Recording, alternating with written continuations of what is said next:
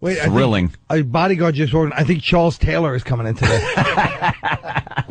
Patrice has made his way into the studio. Patrice, you want to join the discussion? You want to hang out? Patrice O'Neill. You want to just hang over there for a minute or two? He's reading Feds. He's reading Feds magazine. I think Patrice is getting his what an intellectual. I think he's getting his thoughts together because I'm sure you're going to have some questions for Anthony. This is the sharpest dressed guy now these days. What happened to the jerseys and the crap? You look like a gentleman. You're a gentleman. He does not look like a 60s numbers runner. Yeah, he's got like the family crest up on his he is a real over his heart there on his jacket. He made a decision with his That life. is good. He But it's that decided to typical- change his whole look. Yeah, but you know what I'm saying. It's that look of like, this. yo, This material. this is how we do it. What a gentleman. Right. I think It's like the material. Wait, get on mic, Patrice. You know. That jacket looks like the rug that young Clemenza and Vito Corleone took out of that guy's house. What's up, Patrice? Good morning, fellas. How are you? I think he's Anthony. I think he turned the corner the day he came in here with the Pink Panther T-shirt. Yeah, that might have done it. I think that was the last day of the old Patrice and the first day of the new You wore a Patrice. Pink Panther T-shirt. Oh, It yeah. was and it had giant- sparkles on it. Giant white I tell you what it is. T-shirt with a Pink Panther, Pink Panther on it with sparkles. Yes. You probably that was probably the old Jill Nicolini wardrobe, it sounds like. I realized I was irrelevant. Oh, really? In Yeah. terms of youngness. You I'm now trying to catch up to the fact that I'm no longer a actual relevant person in terms of young people. Oh, damn. Some of us should figure that out. I see you. You probably walk down the street and people probably look at you with this, I don't know, with like a look of, hey, look at this guy. They still see me Class as act just a walking big down the black street. guy. They see Really? me the same way. Just gonna go to the other side of the street. Yeah, I'm just the lock leader. The doors. I'm just the leader of the guys with, with the football jerseys now. They don't. I'm still a drug dealer. You come by every so often and collect the money the kids at the candy have. Right. All right, give me that. Give me that. Selling the M&Ms. I'm still something foul, not a businessman. Colin dresses like he just crawled out of the hamper, and he gets more respect. I like to think that Patrice is a candy czar. That would be hilarious. Candy czar. just shaking down the kids for his. Why do y'all know about that? That is so awful. Why? Who do you think they bother with that crap? Yeah. Whitey. For our gymnasts. We need it for our school. For our gymnast school. Really? What Whitey. black gymnasts? Yeah, Whitey. what are you talking about? It's May or June, and they're collecting money for a basketball trip. You know, we're white, but we're not Can I stupid. say hi to everybody? Yeah, Because I haven't seen you guys, and I haven't seen Colin in years. Wow. Years. Long time. Hello, Colin. How are you, man? He won't even look at you. Is there a Well, problem? Why would I I this phony? I didn't invite him to this party. phony bastard. Let me explain something to you. First of all, Howard Hughes, stop trying to be mysterious He's with trying to even your act like- friends. How dare you not invite me to your corny barbecue, which I would never go to anyway. They're cheap, behind the counter meat. It's because you always got Jersey something. City ghetto. The last party we went to, sausage. I heard he went to the Himalayas, or he's always trying to do something Aztec-y. Stop trying to find yourself, stupid. Wait, you went to and the talk Himalayas? to your friends. He's lying. Some fat farm. He's always doing Yeah, I something. went to a health place for 2 weeks. I was a little under the weather. Shut up, stupid. Stop trying to say you got cancer so we don't jump on you. Trying to save his hair from falling out. Stop. We're your friends. Call us and we'll help you through, you chalky Shut dead up. man. I called you 3 times. I swear You to call God. me never. I called him 3 times. Every time he goes like this. I got to get your number of somebody. Like I care. You think I'm one of your acolytes? I don't care if the next time I see you, I want to cut your hands off and I sell heard them to an this is, African you know, village. we had a conversation. I heard Colin. It was almost like we were crime figures. I heard that there was a disrespectful move made towards Colin Quinn. I didn't invite him to the. But there's some people who are invited unsaid. Colin's one. There's some people that would need to be God, invited. what a phony. But he's one of these guys that just hides in his clamshell and just pops up to be mysterious every 5 seconds, and then he just disappears again. But Patrice, Why should I mess with my self-esteem and invite this old man? Your and he won't come? self-esteem. wait, where was my invite? Exactly. The last time you had a barbecue, Exactly. this whole discussion went down. I go, will you invite me to the next barbecue? Because you said if I invite you guys, I know you're not going to show. And I Here said, comes I would another lie. absolutely show Now up. here comes another lie. I would show up to your barbecue. Let him and you lie invited, I'm going to invite him next. I'll invite you you next invited time. Jimmy. And Jimmy showed up. I want to go to your barbecue. There's the excuse I have. You know, you have an excuse for something. It makes sense to you. Yeah. Doesn't make sense to the world. Right. And I'm not even going to try. I'll dig myself deeper. You shouldn't try because you're in the wrong. I didn't physically invite this jack. So I was supposed to take you. I was supposed Wait a minute. Let me tell you how delusional he is. You're right. Wait a minute. Let me tell you how Why'd you delusional go attack he a is. safari? It was a party. This is we over Nick's. Nick's had a barbecue. Nick DePaulo had a barbecue. I wasn't He invited. I invited wouldn't you. know. You were invited. That's where you went to some other retreat to find yourself again. Stop. First of all, finding yourself. Call your friends and we'll find you for you. Stop. Oh my God. Secondly, you know what he did? He You're not got my mad. friend. Here's what he did. He got mad. You're not my friend. He got mad that I was headed to Nick's house. Listen to this delusional fool. Me? I was headed to Nick's house and didn't call him to ride with me. Who does that? This is who really calls a to bad make story. sure someone needs a ride. The story's like a year and a half old, but it's ridiculous. It's totally warped. You know what? You were angry that you didn't. All right. I didn't tell you that I'm riding up to the Give cookout. Colin a chance. What do you have to say for yourself, Colin? Nothing. Like I said, I forgive you. You're not my friend. Listen to him. He forgives Mind your me. business. And, what can I tell you? He forgives me. For what? You called me up and begged forgiveness. That's the only reason I said I forgive you. Exactly. And no one in America believes that. Listening right now. What? You called me up and begged forgiveness. I said, Colin, listen. I was in North Carolina. I said, Colin, I feel bad for you, and I'll invite you to any. I feel bad for you. I'll invite you to breakfast I'm having by myself from now on. You really can come. are a gutless fool. Your people have really pushed it this time. Their level of disloyalty to the white man who's done everything for you. I hope your boy wins, and then we can watch you crumble, because he'll last about a year before he gets lazy and bored and stops showing up. Good. I'm talking about Barack. I know who he is. Who else is running? I pray he's the president white people are scared he's going to be. Oh. Nobody's scared. I love the paper, by the way. They go, hey, 50% of white people won't vote for him because he's black. What about the 96% of black people? 96% of black people are voting for I knew I had him. Anthony on my side. Just because he's black. I don't believe that. Oh, please. Believe that. I absolutely don't. Believe that. I wish that was true, because it should be. No, it is. Yao Ming makes it to the All-Star game every year, and he's a bum. Yo, He's voted in by Chinese. what about Why Yao can't he Ming? get- Why can't he get voted in by black people? Should vote for the black president. Yo, what about Wouldn't Yao you? Ming? Yo. Why don't you What are quit you cutting doing? off? Why don't you quit attacking the one kind of food that you eat daily for breakfast, lunch, and dinner? Nothing. First of all, why are you Robert Downey Jr. from Tropic Thunder? What the hell does that mean? Oh, Jesus. I told you he sleeps in a coffin. He doesn't even know what that movie is. Why are you talking to him? We love that Tropic Thunder, He's right? 6 years behind. That Tropic Thunder was a blast. It was just me, Patrice, and Bob Kelly in a freaking time. theater watching Tropic Where were you, Thunder. Colin? How come did you But get that's invited? what I mean. The one movie that Patrice has seen in the past 5 years, and he's going to reference it like everybody had to see it. Hey, Tropic Thunder. He sleeps in a coffin. He doesn't know that mediocre summer marginal hits. So, Colin, what was the last movie you saw? Oh, In the theater. Strange In the Days. theater. Theater. Strange Days with Angela Bassett. What the hell? What a night. Vanilla Sky. Go ahead. Tell us about I that. can't remember. It was what a happened few at the weeks ago. I end? can't remember. A few weeks ago. Oh, I know what it was. That bunny. House Bunny. House bunny. House Bunny. Yeah. I don't remember. I don't Anna even. Faris. Listen to him. House bunny. Okay. House Bunny. You wouldn't see the Batman movie, but you saw that? Yeah, why would I was with somebody who wanted to go see it. Oh. a young lady? Special young lady, Rupert? I'd like to meet her. Oh, yeah. It was the perfect example. The perfect people to go see it. A 14-year-old girl. No. Hey, we could have double dated. Oh.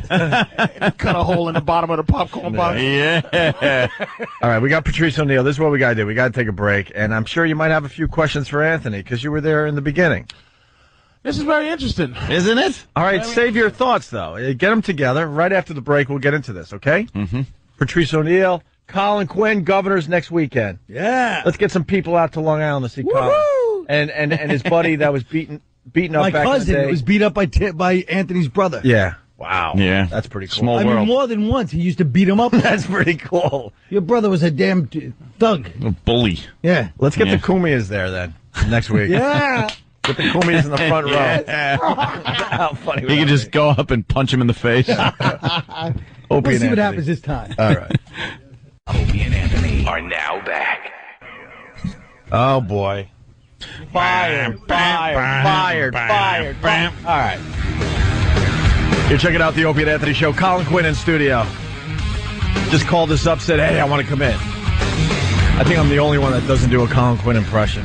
Good. I don't like the fact that everybody's stealing Jay Mohr's perfect. It is Jay Mohr. Jay Mohr does it perfectly. He really does. He's got the material and everything. We still have that disc. Jay Mohr doing Colin Quinn. We should just play a little bit of that today because it's unbelievable how well he does it. Jay's But now other people are pretending they're doing me, but they're doing Right, Jay They're Mohr. doing Jay's. Well, that's what they did with his walk-in, too. Everyone's doing Jay Mohr's walk-in when they try to do Christopher Walken, right? And Jay Mohr's calling the show in about a half hour to promote his CBS show. Unmarried Gary or Gary Unmarried, something like that, right? Yeah, 8:30 tonight, I do believe. We want all the listeners to take a peek at that. Patrice O'Neill in studio as well, and we've been waiting for this day, Patrice. Can I promote something real quick? Sure. Actually, be at Vinny's Club this weekend, Stress Factory. Oh, Stress Factory. Yeah, tomorrow, Thursday, 25th, 26th, 27th. Nice. The lovely Stress Factory. You don't have to promote. He already, I think it's going to sell out, my friend. I hope so. We've been getting the word out for everything. Thank you, beautiful. But we'll see. Now, Patrice has done many shows on Saturday Night Virus and stuff. He's done relationship shows in his inimitable style. It's not just some guy getting on there and hearing the same crap you hear over and over again. Patrice has a very unique outlook on relationships. Based on happiness. And That's people, it. right, based on your own happiness. Based on happiness. Yeah. That's all it is. And people call in, and you are like, people, they take your advice. I'm very serious, and I try to walk people through. I try to walk Jim through his problems. Yeah. Anthony, it's brilliant. He's very wise. His advice I've is talked to the lovely brilliant. Colin about his problems once or twice in his life. Stop lying. Colin doesn't. Stop lying. There's a problem in the studio. We'll get to it later because Colin won't even look at you. He'll be all right. He won't even look at you. We're two alpha guys, and I love Colin. Yeah. I submit to Colin because I love him. He's like he's on a Palm Pilot now. He can be. What do you? He should. He's Is that a protecting Palm somebody. Pilot? No, it's an iPhone. An iPhone. With It no, looked like a Palm You got Pilot any from cool my end. apps? Did you download any cool apps, Colin? How about the barbecue app? Did you yeah, download that? being disinterested. Oh, all right, but let's get into this. Patrice, I'll text you my marinate recipe for chicken. Stupid. Go ahead.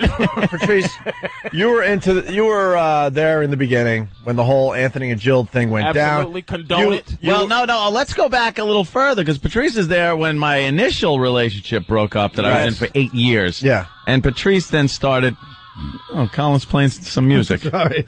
I wasn't trying to, but go ahead. He doesn't know. Older man doesn't know what buttons it is. What button is this? He's just trying to figure out his iPhone. He's just trying to figure it out. I just want to take a phone call.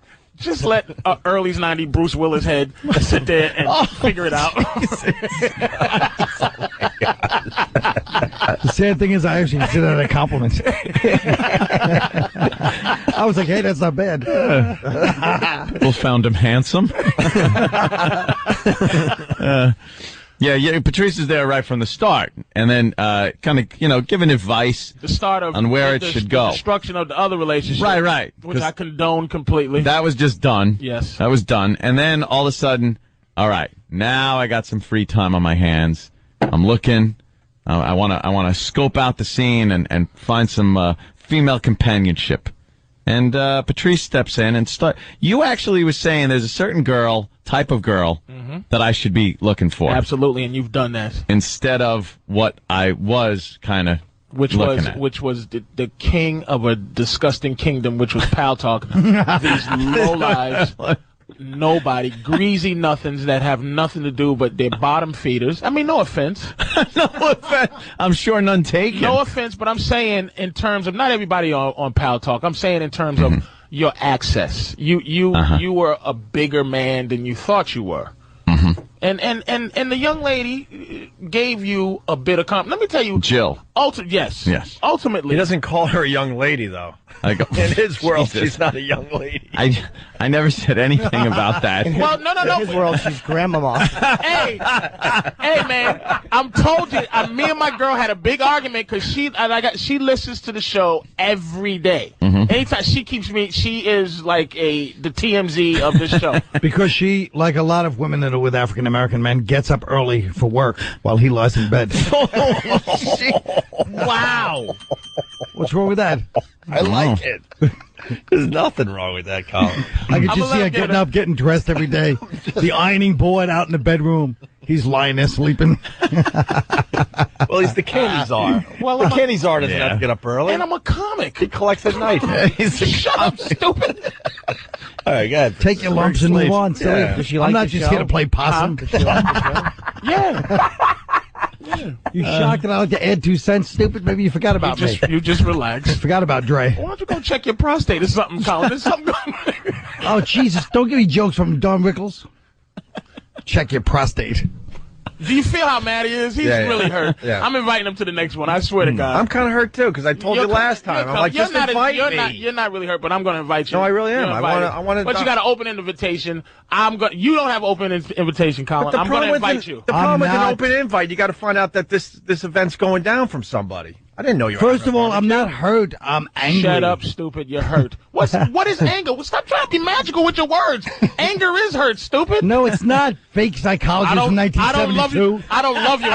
I don't love you. I just care about you a lot. Shut up. Anger is hurt turned inward. Oh, shut up. Exactly. Phony. Stop. And listen, we all know you go to a therapist. Stop. What? Stop. Do you feel it? You feel it. He's really hurt. I'll invite you next time. No, I'm not hurt. I'll invite you next time. Fuming. But there's a white guy limit at my house.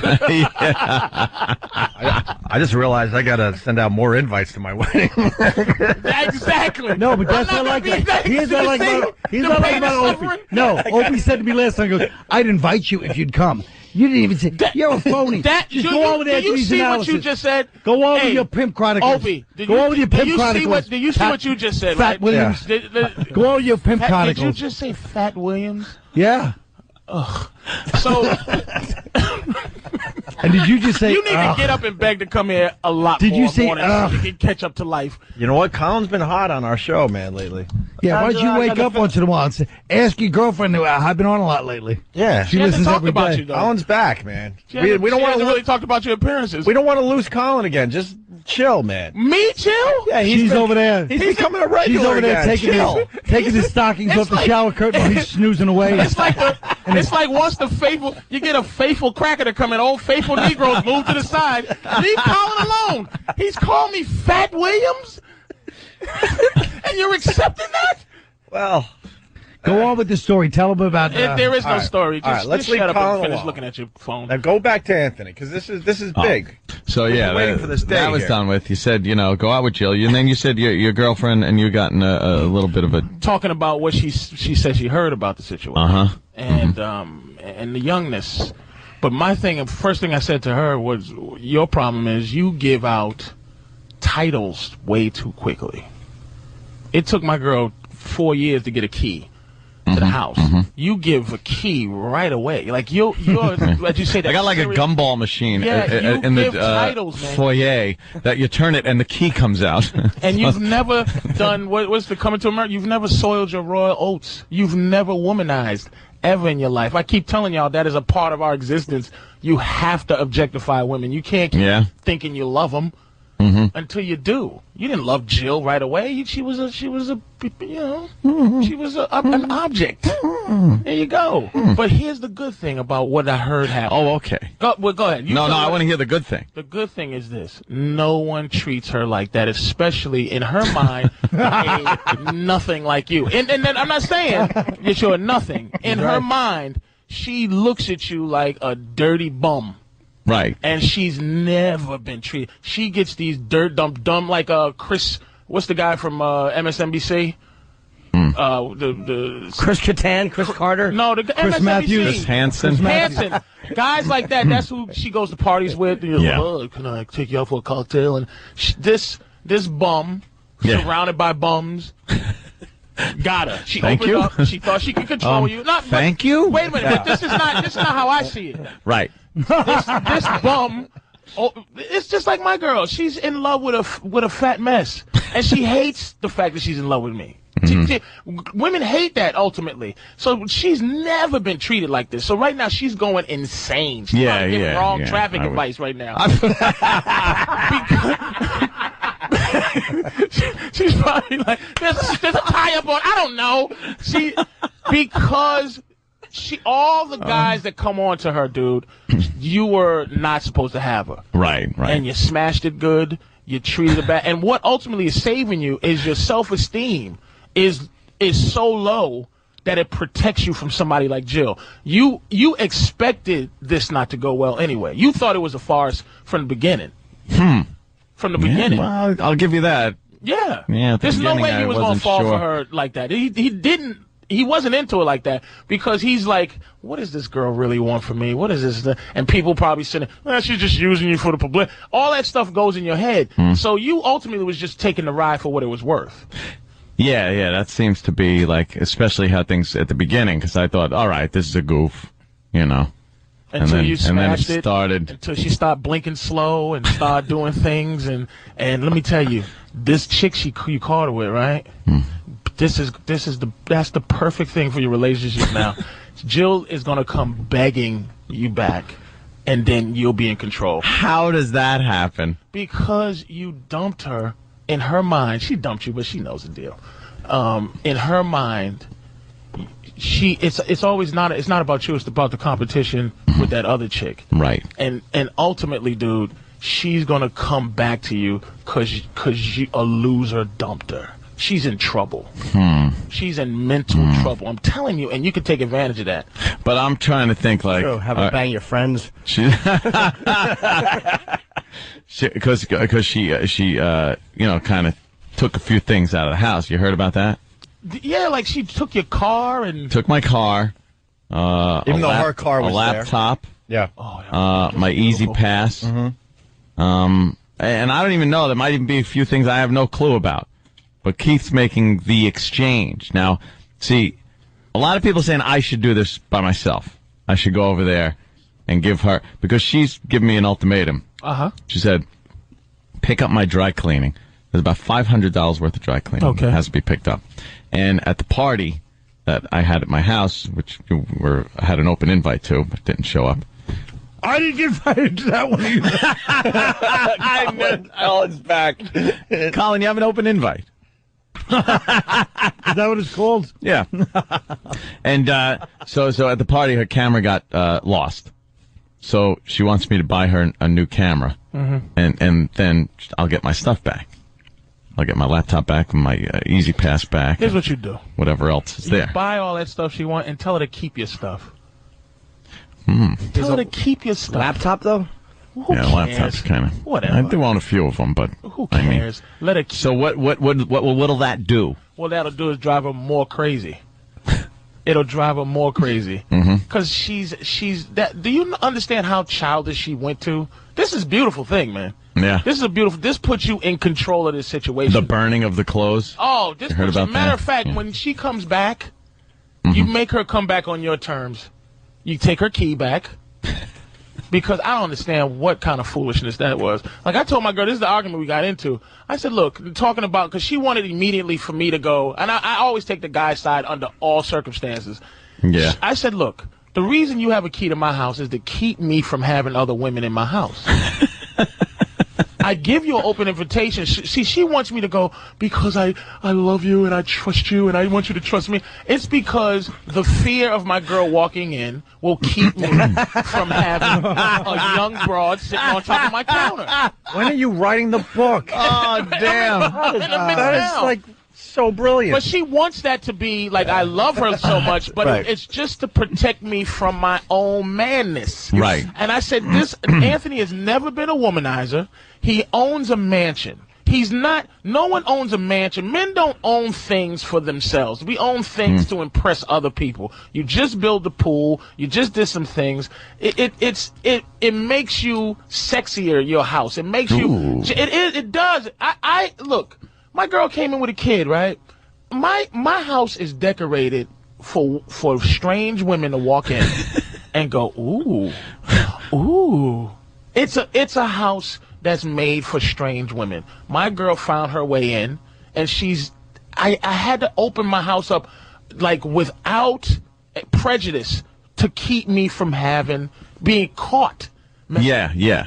Doing what you did. Well, the key will get you caught. But that's why I do it. She always is almost could come in. I'm not good at get in the closet. I'm just not good at it. But what happened is your thing, and I told you this, man. You gotta stop pretending that you're not a dude. You're a dude. You've never womanized, man. You have to go through. I know. I've been a point Mr. of Monogamy. womanizing. Mr. Monogamy. Serial monogamous. Here, you're my girlfriend now. I love you, Jill. And then some young, and I told you, I tell old women this. Any woman over 30, 35. A beautiful 35-year-old ain't as good looking as an ugly 19-year-old. There's a quote. Patrice O'Neill. You could read in a book with the little line and then Patrice O'Neill. Yeah, you got to write the book. I'm serious. So you're not surprised that this whole thing broke up, right? No, man, because this dude upgraded his entire but you got to give her credit. She upgraded, and what she upgraded is this. Other women look at Jill Nicolini. She's famous in her own right in New York City. They look at her. They get up. A lot of schoolgirls, a lot of college people get up for the traffic and know the show, know her, look at her, and want what she has. It upgrade him. That's what women do. Women upgrade us in terms of physicality. When I walk down the street with my girl, women look at me and go, "What? How did?" Then they look at me and go, "It must be something," and they want a piece. Jill upgraded your upgraded your confidence too, because now you're gonna treat news women like garbage. That's what it brought you up to. Was that your whole goal? Because I kind of remember you explaining this to me before I was going out with her. Yeah. You kind of said the same thing. She's look. No offense, because you're gonna be back with us. I don't want to trash her too bad. I'm not. Wait, yeah. Let's hold on. The traffic girl, man. Patrice, hold on. You said that a few times. Let's get Anthony's answer. You're not going back there. I think that's an irreparable situation that I don't want to. She's gonna go beg back you back. You know why? I found myself falling into the same thing. I can't do that. I can't fall into the same thing I was doing. You're gonna fall into it again and again until you fix you. You're not fixed yet. You understand? So fixed. the next girl that comes in, this girl here, okay, the girl that you're gonna give her she's just gonna take Jill's place and gonna end up being what Jill was anyway, because that's you. See, you don't understand how it trickles down from you. You have trickles down from me. Clear stuff. You have to tell them what it is. What kind of defense system, right, does a 25, 26-year-old girl have against a millionaire who has a mansion by himself, hangs out with all kind of dude, knows dude, you're going to talk to Jack Black at some point, and it's like you just talk to him. They don't have a defense against your rules. It's like, look, I live in this mansion. Here's what I need. You always call me 2 hours ahead. This because I don't want to hurt your feelings in case somebody's here. They'll do it because they don't have a defense against your life. See, our status is our vagina, and quite frankly, you're a sexy woman in turn. A bad. You're a 22-year-old Jill Nicolini in terms of status. You understand? So. There's no power against a 25, 26-year-old woman. She doesn't have the ability to tell you no. You're better than she is. You're better than Jill, but it took her craziness and running around and stealing stuff and telling you for you to go, Jesus, you're just a kooky weather girl. What about the fire? The fire was... She lit a fire? You didn't hear that one? Yeah, see, the girl in the closet... Insane. The girl in the closet... she had her clothes in my closet, and Jill took the bag of clothes and went out to my new fire pit I have out back. Oh, it's wonderful. When Anthony wasn't home. When I wasn't home. When Anthony wasn't home, she had the run of the place. Because she had my Escalade. That's another thing. She would have my keys regardless because she took my Escalade keys, which had my house keys on it. So she came back when I was at work, went upstairs into the closet, grabbed a few of the things, and then grabbed all that girl's clothes and threw it in the fire pit and lit them on fire. But see, Anthony, this is another thing about because I have the same low self-esteem. He enjoys that to some degree, driving a beautiful woman crazy like that, because ultimately if you didn't, immediately, phase 1 is change your locks. Phase 2 is you call the cops on this psycho. But you didn't. You like this. It's kind of... No, you like driving Jill Nicolini. This is big-time status, because look at her friend there, the black girl that's on the... She's sitting there crying between every, helicopter shot. She's crying to her black friend about how this son of a bitch did this to her. How could she? He's a loser. He's this and that. And she's losing her mind. You can't get rid of Jill Nicolini just like that, dude. She's what you're doing is you're fixing her. She came in broke, and you're gonna fix her. I'm telling you, take this as a fixing, man. Don't just let this go by as another one, because you're gonna get in the same situation again. She's ready. She's first of all, she's mature enough to be your girl, man. You gotta lay down some justice. You gotta tell her, first of all, look, I need some side. Side is important to a dude, I man. need some side. I don't see. That seemed to be the problem. Was the fact that there was some side. Have you ever talked about what's her deal in terms of does she get down like that or what? Does she like girls? Stop listening to this fake bravery. He doesn't tell his girlfriend I need some side, I guarantee you. Yeah? He stole this. This is like a cutscene from Hustle and Flow, and I'm putting a stop to it now. I'm telling you, look.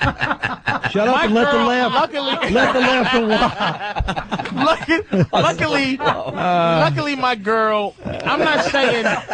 Shut up, you coward. You're trying to get him killed. I'm not. She'll kill him, man. It's in terms of this. She's a Suffolk County Italian. I'm not kidding, man. They're crazy out there. They beat up my cousin. I love that Colin knows so much about Long Island. You weren't raised on Long Island, but you know I know, but all about it. So where are we today there, Patrice? Ant's not going back out with her. He's going to go back out with her. Ant wants the hostage exchange to finally happen, even though they broke up probably a month ago, Ant? Over a month ago. Well over a month ago. Is she calling you and stuff? And there's still a connection. No. Can I say one thing, by the way, one quote? Yeah. A guy that said, I'm 6 years behind the time when he came in here actually said, I mean, you get to talk to Jack Black, and he talks back.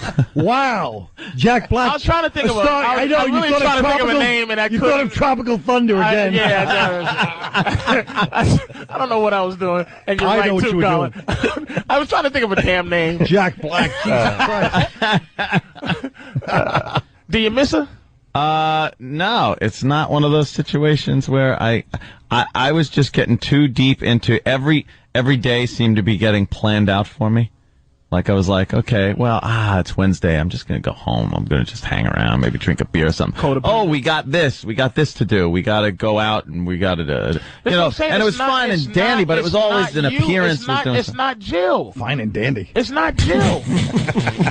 It's not Jill. It's you. Yeah? Like it's you. How is that me that I wanted to hang out and not go to some event? All right. Give me an example of how she plans your day. All right, it was like Thursday'd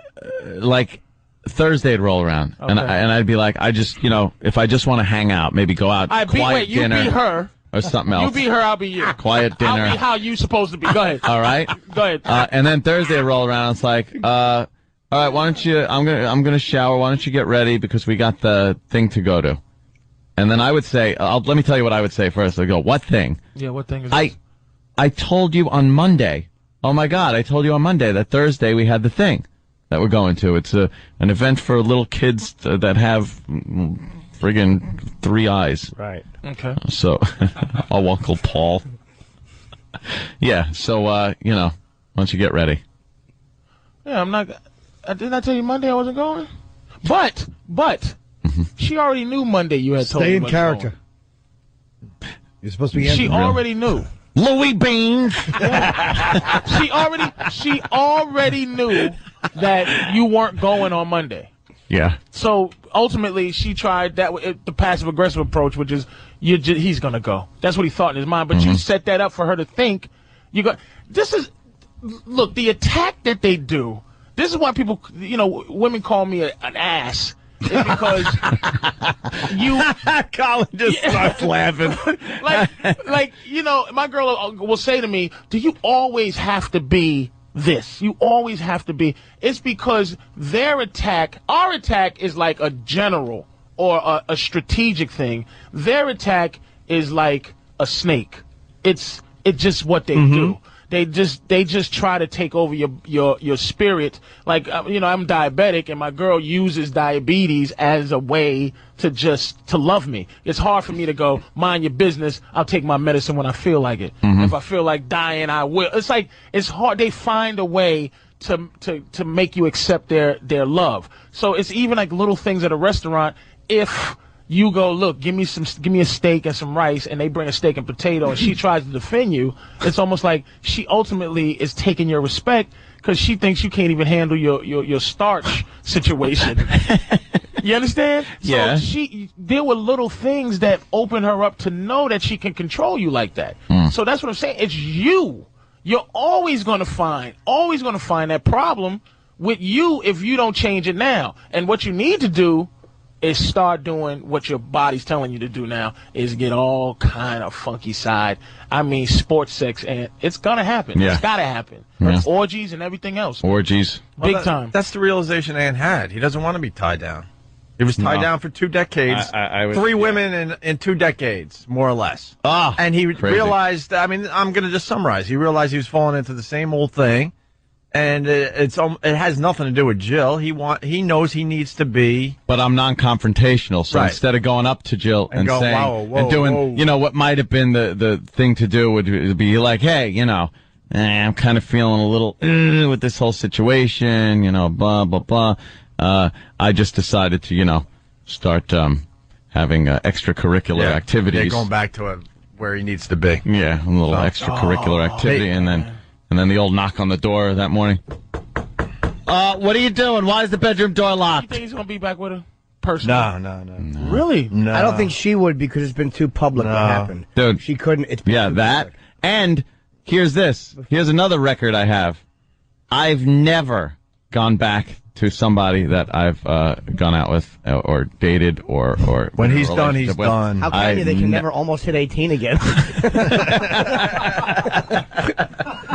Listen, we can continue after the break. We have to break. I really want to. This is going to. We could go with this a little longer. The phones are lit. They all have questions. Oh, yeah. Some agree with Patrice. Some say you're full of crap. So we'll get therapy. Scratch your ass. I'll tell you a little something about therapy when we get back. All right, very good. And we got Colin Quinn in studio. Colin's going to be at Governor's next weekend. Friday, Saturday. You got the Friday, Saturday slots there, Colin. And Jay Mohr's calling the show. And Jay was on our show recently doing Colin Quinn, so we're going to give you a little taste of that as we go to break. My second show in Boston is on sale for Ticketmasters November 15th. It's the first show. Jimmy? The Wilbur Theater. Oh, the Wilbur Theater. That's good. Oh, goddamn. He's got that down. I'm so impressed, Jimmy. You get to tell jokes, and you think you're special because you're painted a nails. What movie? I'm going to guess Glengarry Glen Ross. No. When they just, embarrass everybody, you idiot. Fucking great, Colin. That's why he's not here. Consciousness and just yell out random quotes and go, okay, quick, what movie? And then when they're wrong, go, I'm smarter than you. I knew what I was saying.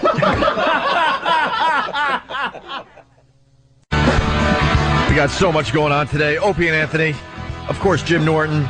Of course, Patrice O'Neill and Colin Quinn piping in when he feels like it. This place is a beehive of activity. It sure is, Colin. It sure is. What do you, we weren't able to ask you. What do you think of Jay Mohr's impression of you? It's amazing. I was here last time when you guys showed it to me. Yeah. It's hilarious. We got another track we'll play for everybody at the end of this break. We like him better than we like you. Oh. Jim, you haven't said anything all day, and that's what you start with? Yeah. Come on. Jimmy's very quiet today. Why, Jimmy? He's a little I'm enjoying dazed. it. Yeah, Sometimes you got to just sit back and enjoy what's going on. Even though I guess you're supposed to pipe in, but sometimes it's smart just to shut your mouth and watch. Maybe he shouldn't watch be what's paid. going on. Maybe Jim shouldn't be paid today. Oh, Kyle, there's no reason to get I mean, if you want to take the claws out. You guys want to go to the phones? Can I go for one more analysis of Patrice? Sure. The other quote, along with Jack Black, the other quote, I'll be walking down the street with my girlfriend and women will go, I want a piece of that. Said I want a piece. Like he's a Brazilian mixed martial arts, like 19-year-old. That's what I'm saying, but that's my Shut up, I understood what you meant. Irrelevancy. I got it, My silly. complete sexual irrelevancy to the women that I want to be relevant to. I want to jump in with an observation. Colin's coming up with these zingers. Yes. And we're enjoying them and we're laughing, but Patrice will not allow the laughter. I know, exactly. But He will not allow the laughter. But you know what that is? He hasn't been around me in a long time. That is He's not used to number somebody... 3 on the stop it list. But you were never like that. Who? You. Don't try to reverse psychologize me, sucker. You dirty sucker. Since we're all going back in time. Sucker? That's how you do it. Yeah, that's right. That's right, Sparkle. When you feel it piling on, you stop it. All right, listen, we're going to hit the phones here. I think we got our 13-year-old friend on the phone here. Is JC, right? Yeah. What's up, JC? He's 13 years old, Colin. Really? What, is sister for Anthony? He's been listening to the conversation here. What do you got, JC? All right, Patrice, you need to stop being a comedian, just become a psychologist. If you figure his aunt's from out, you figured out everyone. Good point. Yeah, There the you kid go. actually makes a valid point, and he's 13. All our other listeners are dopes. Let's go to Leonardo from Long Island. Hey. Leonardo, what's up? Good evening. Hello, Hi. Leonardo. I wanted to let you guys know that I think I have to disagree with little Jimmy Norton. I think Jill actually took Anthony's truck and his belongings. I don't think she was, so concerned about her digital camera and her dry cleaning. I think she was expecting Anthony to come running after her, and I didn't think it was over in her mind at all at that point. The important thing is how he disagreed with me. What did I say? Yeah, it was Patrice. I agree with that Gindaloon, though. He's got a good point. I'm sorry. Yes, it is. You know what He's right. You know what I meant? Yeah. She was fully expecting Ant to run after her. I think Patrice kind of made that point, sure. Sure. And I think what I meant to say when I was disagreeing with Jimmy was I think Anthony could still get her back, actually, if he wanted to, if he played along with Well, her. it's not about him getting her back. It's about her running. She's gonna she's gonna be begging you back soon. It's been a month. Who cares? And women plot time? That's nothing. That's Women plot time. Are you serious? I would agree if it wasn't public. If it hadn't come out, what happened? Yes, But after- very sordid. But she might want Anthony back just so she could, Destroy him. Yes. Maybe that Yes. one. But you gotta always keep. Yes, they always try. Women are like, you ever see Kill Bill, the second one? Oh, yeah. And That was a bloody movie. I said, my girl's the same way. She just wants to poison my rice. I'm constantly trying to pull her eyeball out because she won't obey, and she's gonna poison my rice. She's out to kill us. They're all out to kill us. Jill was already out to kill you. So just let her keep trying to kill you. But she wants to kill you with your own love. She wants you to go, Jill, you're the best I've ever. And she goes, and it's over. And then it's done, yeah. All you got to do is stay 2-3 steps ahead of her, and it's easy. I just rather, keep this the way it is. Done. And do what? Keep having, you're going to the have exchange superfluous might girls happen come today. in, and you pop them for a few, they be into you, and then you get smothered, and then you get rid of them. It's not a good thing. Just keep them around and stop giving them titles. Titles. At least put them through basic training. As soon as the chick comes in, you are a lieutenant. Like you can't upgrade them as soon as they walk in the door, Anthony. What do they got to start off as privates? Hoes, private hoe, Private hoe. Private hoe. And come then, on over 2 o'clock in the morning. All right. Do that and get out. Yes, sir. Yes, sir, Anthony. Come over at 2. Do it till 2:45. Leave right away. No shower. Sir, yes, sir. Shower at your own house, soldier. So private hoe. Private hoe. When they fall asleep, he kicks in the doorway like the sergeant. Wake up, ladies. Let's Hitting the trash can. Get up now. No breakfast for you. No breakfast for you, soldier. The private second girlfriend, the name is Charlene. They're standing outside freezing in their underwear just like like in the army. Let's get a mic. Can I get a warm face cloth? No, out now, sir. Yes, sir. Let's go to Mike in Connecticut. Mike A. Damn. Hello, Mike. I love the show. Thanks. But listen, Anthony, you're a total hypocrite. Am I? Yeah, you say you want to play the field, but you went from Jill to this new girl, and now she's living in your house. So where are you playing the field? Good point. You went from one girlfriend to another girlfriend. He don't make them private homes. We just was saying that. It's not that he's a hypocrite. He's just a spineless jellyfish. Spineless jellyfish. He lets him put clothes in there. Oh, Christ. Girl from the closet out and get another bitch in there. That's why he keeps building extensions. He's afraid to throw the girls out. He's building new places for him to live. I just leave him in there and build new places on my house. For himself. Oh, that's the I flew her in from Dallas wing. Is this chick from Dallas? No. Is she from Long Island? Just some chick. Where'd you meet her? Where'd you meet the Jill Nicolini destroyer? Jill Nicolini destroyer. I'll keep that under my hat for a while. In the area, though? No. Really? No, it's very, very far away land. Oh, my God. Yeah. And, oh, Jesus.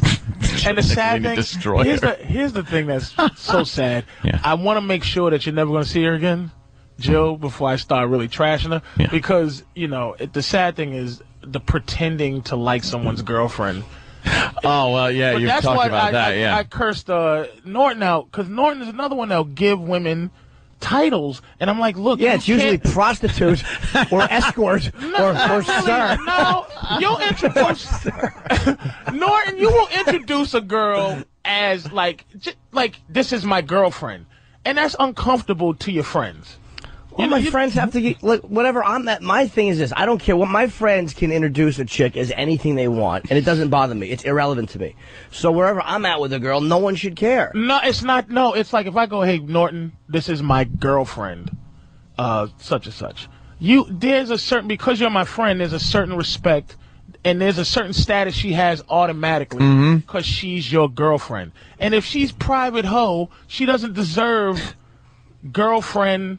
Like, hey, this is okay. Hey, Norton's girlfriend. You don't have to look out for a hoe. You have to look out for your friend's girl. True, but the only thing that matters is when your friend gives him that status. Like, I've had 2 girlfriends in the last 5 years.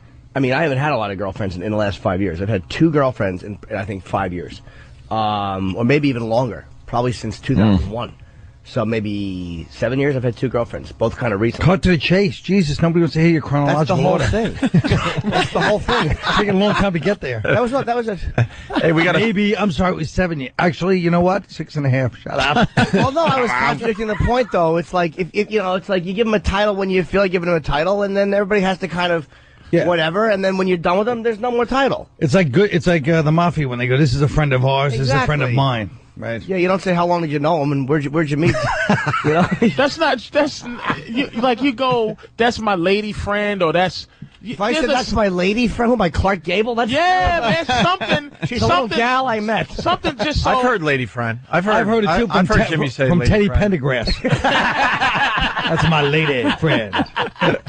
And Patrice is allowing the laughs now, which is good for everybody. Brad in Connecticut. Anthony wanted to address Brad. So, yes. Brad, what do you got? Oh, God, now I'm scared. I'm only saying that. Wow. Damn. I love it. Scared. So just hear me out. All I'm saying is this. With your marriage and with Jill, one commonality was that they pushed you, or didn't push you, but because you didn't communicate, you ended up doing things you didn't want to do. So whether you believe in therapy or not. What did I do that I didn't want to do? Wait. What did I do that I didn't want to do? Well, get serious with Jill, maybe? Yeah, you got into a relationship. Well, no. I don't know about that. I don't know the happenings really with Jill, but in terms of your marriage, like, you would be forced to, like, watch, like, movies and stuff and things you didn't want to do. Right. So my thought is that, don't you think, instead of perpetuating this, because really the only commonality between those two is that you didn't speak up, that it might help to maybe learn how to, like, say, I don't want to do certain things. Like, be more direct. And then you just end up in a big brawl anyway.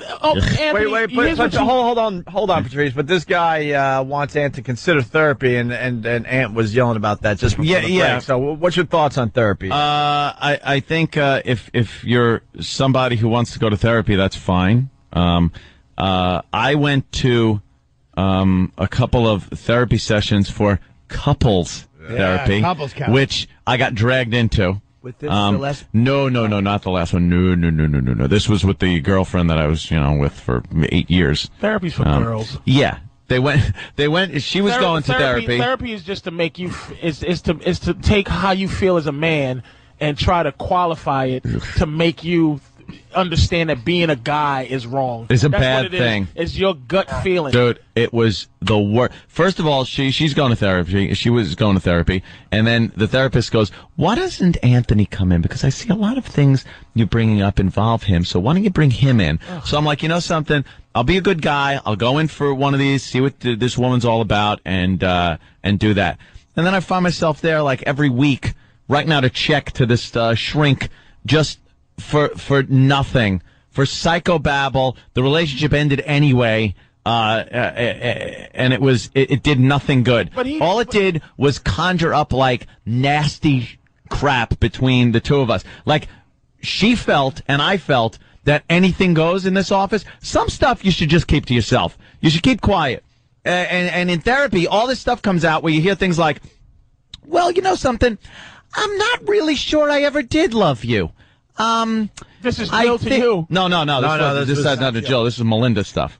That came out in therapy? A long time ago. Yeah. Oh. It's like, I've started thinking. This is the last one? And maybe, And then she goes, maybe it was something like. No, that was an 8-year relationship, so it might as well have been a marriage, That's everything but me losing all my crap at the end of it. Yeah, Thank God. Let Ant go. He's onto something. So it was like, she was like, I'm not sure if maybe it was just the whole infatuation thing with the radio.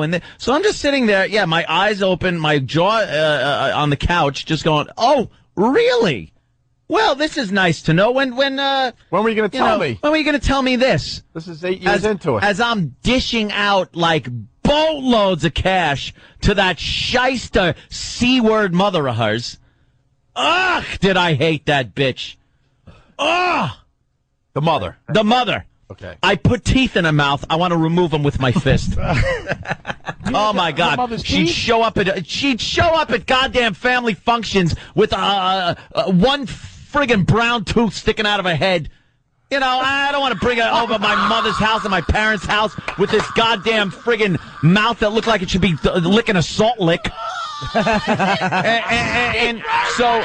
You bought her mother teeth because I bought her mother teeth, and not the kind you slap in, like implant screw-in teeth. It cost a bloody fortune. Oh, I'm so glad this is all coming out finally. It cost a fortune. I'm so glad. Yeah. Your mother's crazy. I didn't think I really loved you at all. But, let me tap into that bank account. How much earlier before y'all broke up was she saying this? I think it was the last installment of the tooth money. No, it was, final molar got nailed in. It was, final molar gets nailed in, she leaves. No, it was one of those situations where, the therapy was going on right before we broke up. Toilet mouth. It was right before we broke up. So we drive to the therapy sessions, and we're talking, whatever. We'd get out of the therapy session, the door would slam. I'd shut the door. Now I'm not hungry anymore. I'm just like the silent drive home. Because all this anger just comes out. And it's good. It's cleansing to get the anger out of you. No, it's not. But it is. It's to keep it in. It is good. You broke up. You got rid of it. It's done. See? It is. But let me tell you something. Not holding on to any of the anger. She could have gone to the therapy by herself and realized that she had to break up with me. I didn't have to be dragged down.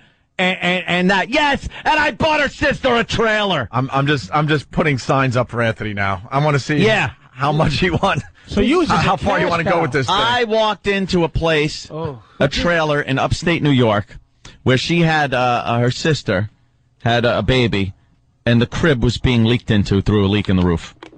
So I'm there going, what the hell is going on here?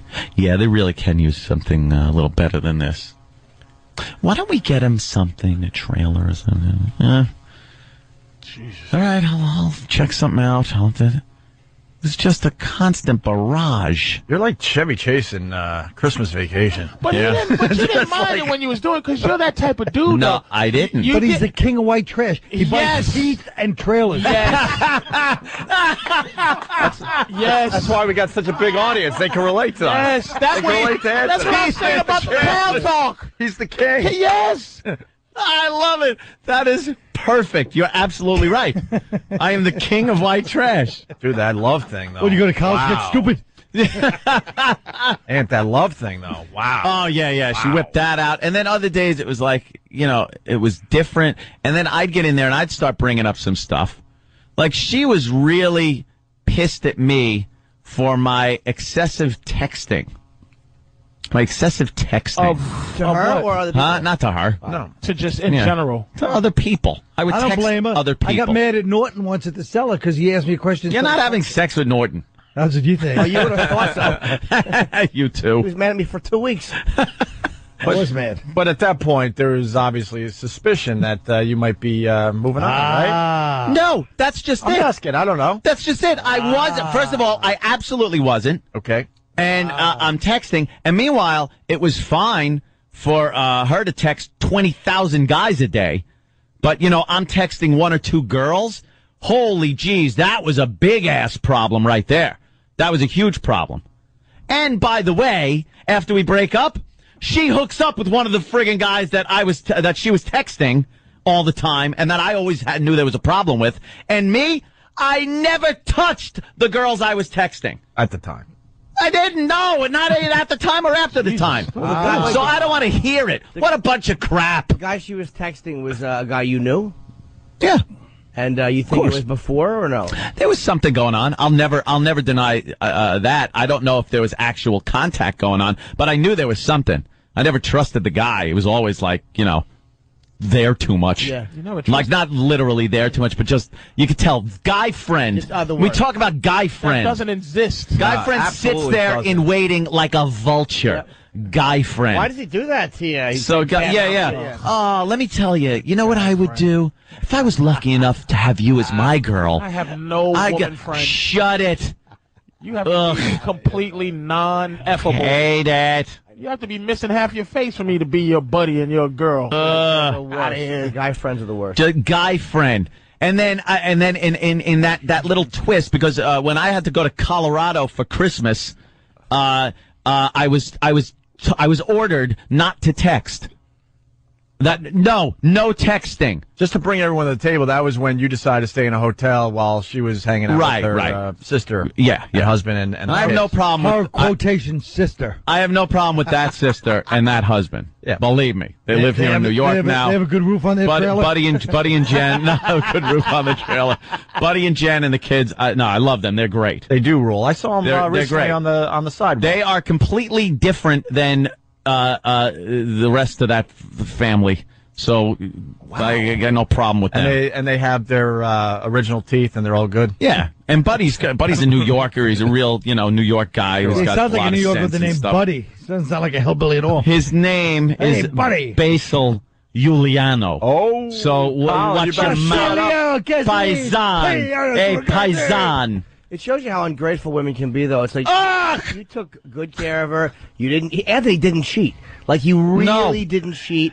Everywhere. It sounds stupid, but first class everywhere. Treat her terrific. Whenever she wants, you buy her a Porsche. Thanks. Like, it only sounds stupid because we imagine what you call first class. But go ahead. First class. Teeth. She was treated like a queen. There you go. Absolutely. But she was treated like that anyway. You're a generous guy. Anything that trickles down, it trickles right down to the queen. I tend to be. Yep. I try to be. I like people guy. being happy around me. I don't like people being miserable. And there came a point where Melinda was just miserable all the time around me. Which is like, all right, then it's time to move on. How do we Not never time see to drag me into therapy. I never saw this. And I'm great at covering crap up. I've been a homosexual for 5 years. You never know. Oh, thank God. Melinda. I saw it. I love the brown tooth thing, though. Oh, that's gonna make God. all day. Every time she opened her mouth, not only was the crap spilling out of it awful, but to have to look at the teeth. Ugh. You need to find a woman that's committed to being That's shyster. nothing. I gotta ask Anthony something. So yeah, the trailer you bought, teeth, anything else? Teeth that you're now regretting? Where'd you buy the trailer? Let me think. buy anybody a spittoon? Upstate. Yeah, there. That looks like the teeth. Oh God. Bought a go-kart for the brother. All right, let me go to Cece. She's a girl. We haven't had a woman on yet. Maybe I don't know. CC sounds like two women. CC. Hey, Hey. I have a little perspective. And I think all this is based on the way he was brought up and his mom and dad's relationship. And sorry, I do. Women always trying to find a way to make it. Listen. No, it's because of the spaghetti thrown against the wall. That's Remember why that? Ed doesn't like confrontation, but that's not why the probably girl is. Ungrateful. We do that because it's very difficult. It's very difficult. We don't want to be in love, miss. That's the thing that women don't understand. Love and all that stuff is for you because we start to care about you enough to give it to you. But what we want is void-filling relationships. We need our ego. How a woman is sexy is because she just exists. How a man is sexy is we have to interact. We have to. You know what women are? Women. I agree with that. Women are the TSA. Women are reactive to our attacks. We're proactive. We're trying to fly something into your building, and and you're you're only adjusting to what we're trying to do in terms of attacking you. Right. And they really, it's just. Get it? You agree? But your thing, Anthony, I swear to God, you need a girl, but you have to tell her this: a girl that loves you for what you are, and you're not going to commit to her. You have to have an uncommitted, committed girl. Like a girl who's just committed to being nothing in your life, but gets all the benefits of just being your girl. You know what I mean? Yeah. So you just have to tell her, look, I'm not going to be with you. I'm not going to be committed to you. You don't have to be committed to me, but she's committed to you. She's committed to your nonsense. All right, let's go to Tennessee. We're heading toward another break. Dave, what do you got? Hey, good morning, guys. Good morning, Dave. I think it's time for all the message board people to just shut it. I learned today that Anthony's a damn good guy. Yeah, Anthony doesn't like dealing with his emotions, but in the end, he really is a very good guy. I might give does the right thing all the time. I might give credit to that chick there, Cece, on one thing: the confrontation thing. I don't like it.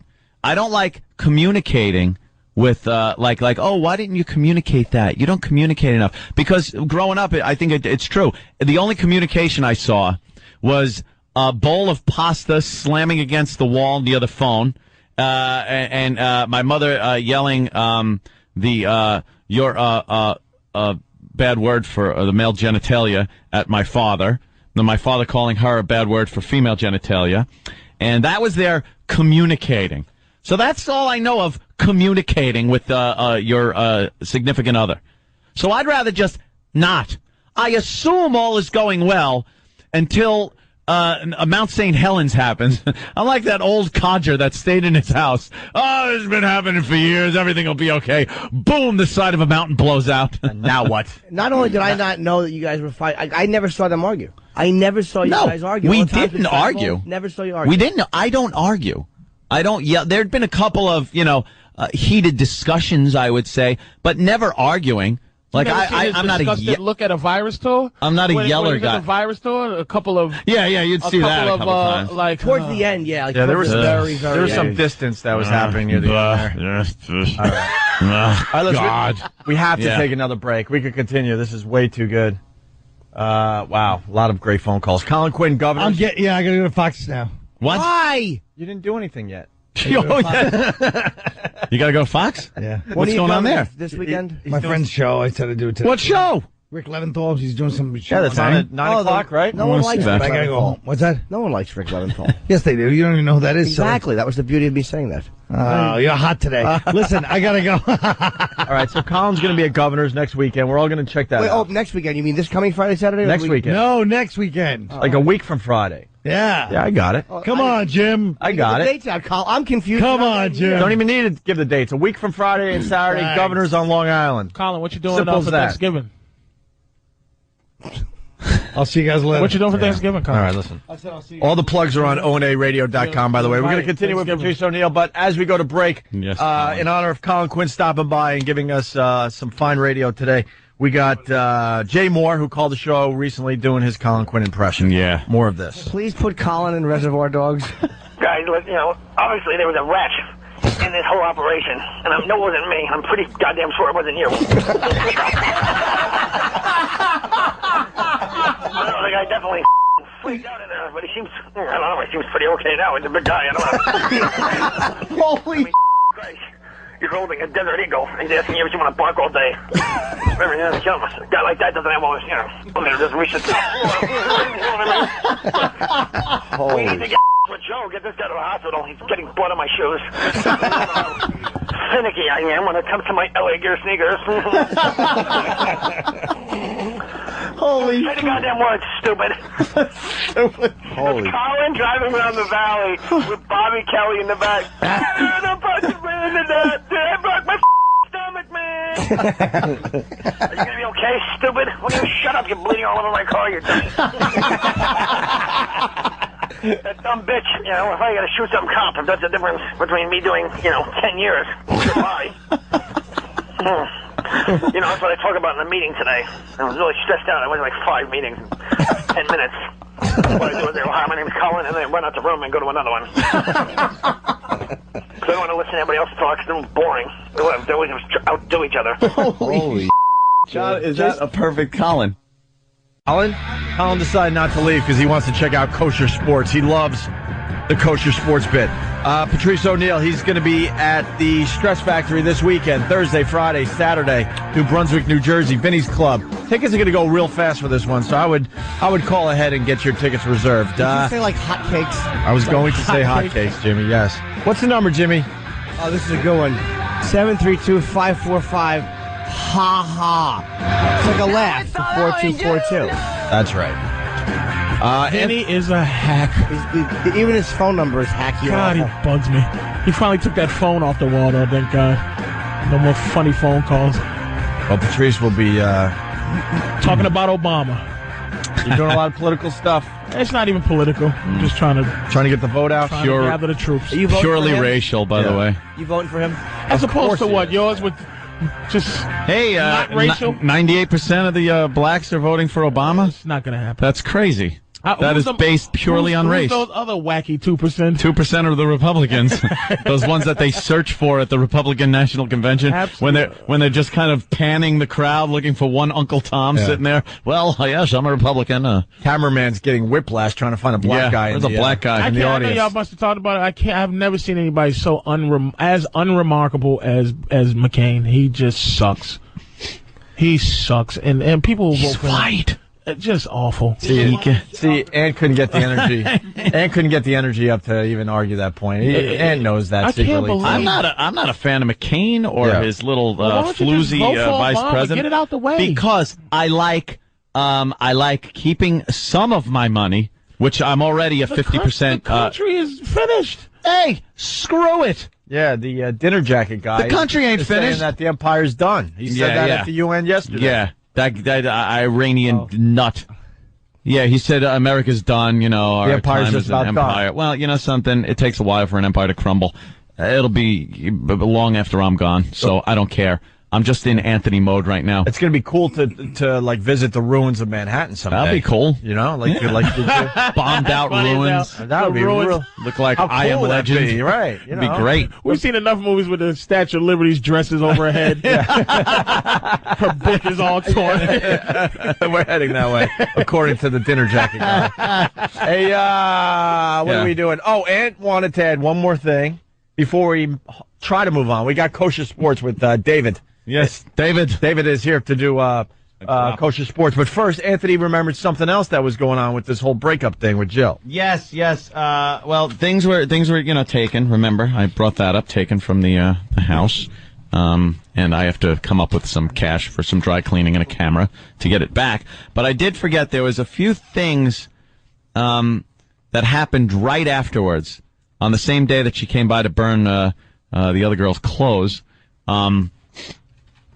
she apparently went through my Amex bills, my American Express statements, and correlated certain dates that I maybe wasn't available to go out, or certain dates where she was away, and then looked and saw those dates and what I was spending money on. Corsage. And some of them were some were like a restaurant, and then there was a hotel in there, and it was circled, and then written on there was, "Is this were you with one of your whores on this day?" Yes. You'll have to explain that someday to an IRS guy. Yeah, that was what is actually this? Your accountant's question.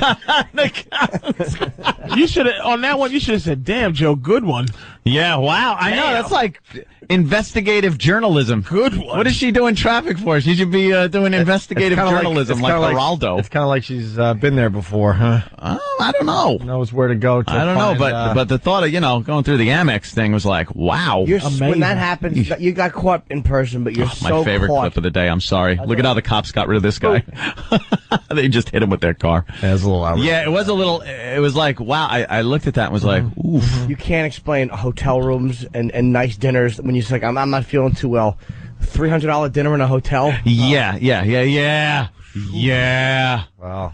That you got to give it to her for that one. I believe there was also. Wait a minute. Was this was that bad the evidence? too? Yeah. I mean, it was. Oh yeah, it was what it was. I didn't deny that there was something going on. Wow. But she was also mad because she circled one thing. It was a restaurant I had gone to. But where'd you go to eat? McDonald's? Where somebody would go, "Where's Jill Nicolini, Anthony?" Do you think I would go to McDonald's? Where did you go where they didn't know you and it was wait. They know me down at this place. It's a very nice restaurant. They do know me down there, and they're very discreet. They keep their mouths shut. Okay. Yeah, but you jumped in. How's the Italian food here? They wouldn't say anything to you to embarrass you or make you uncomfortable. No, they know. No one's they know who I am. But Anthony was onto something. Then Patrice kind of there. So it was circled that, and then she realized that I had been to that restaurant the next day with her. So she goes, "You took one of your whores to the same restaurant the day before you took me." I had to test it out to see if it was good enough for you. They might have poisoned the food. Yeah, I didn't want you to get food poisoning. and Anthony probably went, "Hey, Jill, try the veal. I had it yesterday with." Oh, fantastic! It's great. All right. Yeah, you recommend it? No, don't have that. It's no good here. How do you know? I heard. All right, we can get back to this, but look, Colin is hanging around. He's got like a TV appearance, but he's hanging around because he wants to see David do Kosher Sports. Is that true, Colin? All right. What you want to comment? Get on mic there. We got the intro and everything for intern David. It's time for Kosher Sports with our host, intern David. I got to start with Colin. David is putting his headphones on. David, you'll all be dead now if it wasn't my David. For some reason, Colin loves this bit. Why, Colin? I don't know. I was here the first day it was on. I knew it was a hit right away. Yeah. And David's got a real look for those that can't see him. He looks like he'd be in Barracks 3 at the Schwitz, you know? It's amazing. Jeez, the Schwitz. What's up, Patrice? He's just so Jewish. He still has pyramid brick dust on his fingers.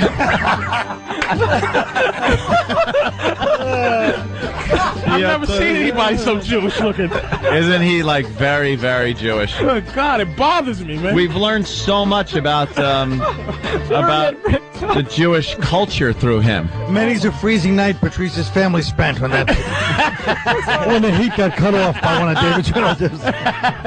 David. Oh, that's really funny. Pyramid brick dust. That's really funny. Oh boy, is he? Yeah. Patrice just made this. It's like what? Wow. He's very, very Jewish. Wow. Yeah. We want him to grow the payas or something. He was born. His last name is MD. Like he was born. He was born just with a Jewish title. Most people put on their little thing why they want to be an intern for the show, and it's usually to get into radio or some form of radio. He put to control the media. That's what his goal is. Oh my God, dude! David, oh my God! You'd all be dead if it wasn't for my son, David. My David. David. Yes. It was Area 51. Area 51. You knew then. You knew then, and you did nothing. All right, Judd Hirsch, you over-the-top Jew. You knew then. You knew then. Every sheet on that script must have just said, more over-the-top Jewish, Jewy. please. You're not being Jewy enough. David. You have you spoken to your parents about the show? Any fallout or? I've spoken to them. Is it a problem? Well, I think we should reverse that. They've spoken to me about the show. What do they think? Have they seen the video yet of you fooling around with the porn star? They don't want to see that video. There's a great video. It's on YouTube. What's the search? Patrice, we set him up so bad. We had Lisa Sparks. She's a porn star with massive boobs. And it got to the point where we got David to do a lot of stuff with her. And she even said, I got a husband, but he's back in wherever. Kentucky, and I'm not into that anymore. Don't worry. You have nothing to worry about. And then so he's really getting into it with Lisa Sparks. And we had a guy play the jealous husband come running into the studio. Oh. And this guy pretty much crapped his pants. The video is pretty good. Small piece. Yeah. Did you tell your parents about that? I told my parents. And? Not good. Not good, huh? No, not good. Wait till we dress you up as the baby Jesus around Christmas time. They're going to love that one. Oy. Whoa. Oy. He actually, he is... Who said that he's old school Jewish? Yeah, he's so Jewish. It's like Jewish people should be offended that he's this Jewish. Like, he's offensively Jewish. Like, if I wrote him being a Jew, I would get sued by Jews. I'd be out of business for creating him. Yeah. Ronnie said he's Jewish from like 1920. He's like such an old school Jewish guy, but he's, young guy. Very, all right. Very Jewish. Anything else we want to ask him before he does his kosher sports? Not really, I guess, huh? Patrice, you're right over there. I can't believe this, man. How long have you been here? A while? No, I've only been here for like thousands of years. Patrice. I think this is my 5th day here. 5th. He's already a star on the show. Definitely. Which is making a lot of people around here pissed off. Yeah, certain interns are getting uncomfortable with that, yes. Oh. E-Rock's not an intern. E-Rock's not the one I was referring to. No, well, and he's missed the literal. Yes. Yeah. He cannot identify sarcasm. I'm referring to... Well, none of them can. I'll just say a certain intern is jealous of me. Who? Really? A certain intern. We'll leave it at that. Ooh. Oh, no, you're not going to... We don't leave it at that. What are you going to do, call Pontius Pilate because of the jealousy? They were jealous of some other guy, too. No, I am not, Colin. That man's name. No, I am not calling Pontius Pilate because he is dead. The Pontius Pilate That would be impossible. He has died many years ago. We'll get into the intern thing next time. We got to get into kosher sports because Colin's got to be on TV. Colin's got to go, so we'll do it for him. All right, here's intern David with kosher sports. All right. Shalom, Goyim. I'm BD Dave, and welcome to the Kosher Sports Report. Now, before I start the report, if I must say, I want to say a hearty Yasher Koach to Rebbe Patrice O'Neill, who is joining my congregation today. And he combs his hair over as if he's going bald like a Jew. But he has a full head of hair. Like he's just preparing himself for the later years. Never too early to start the comb over. Oh, my God.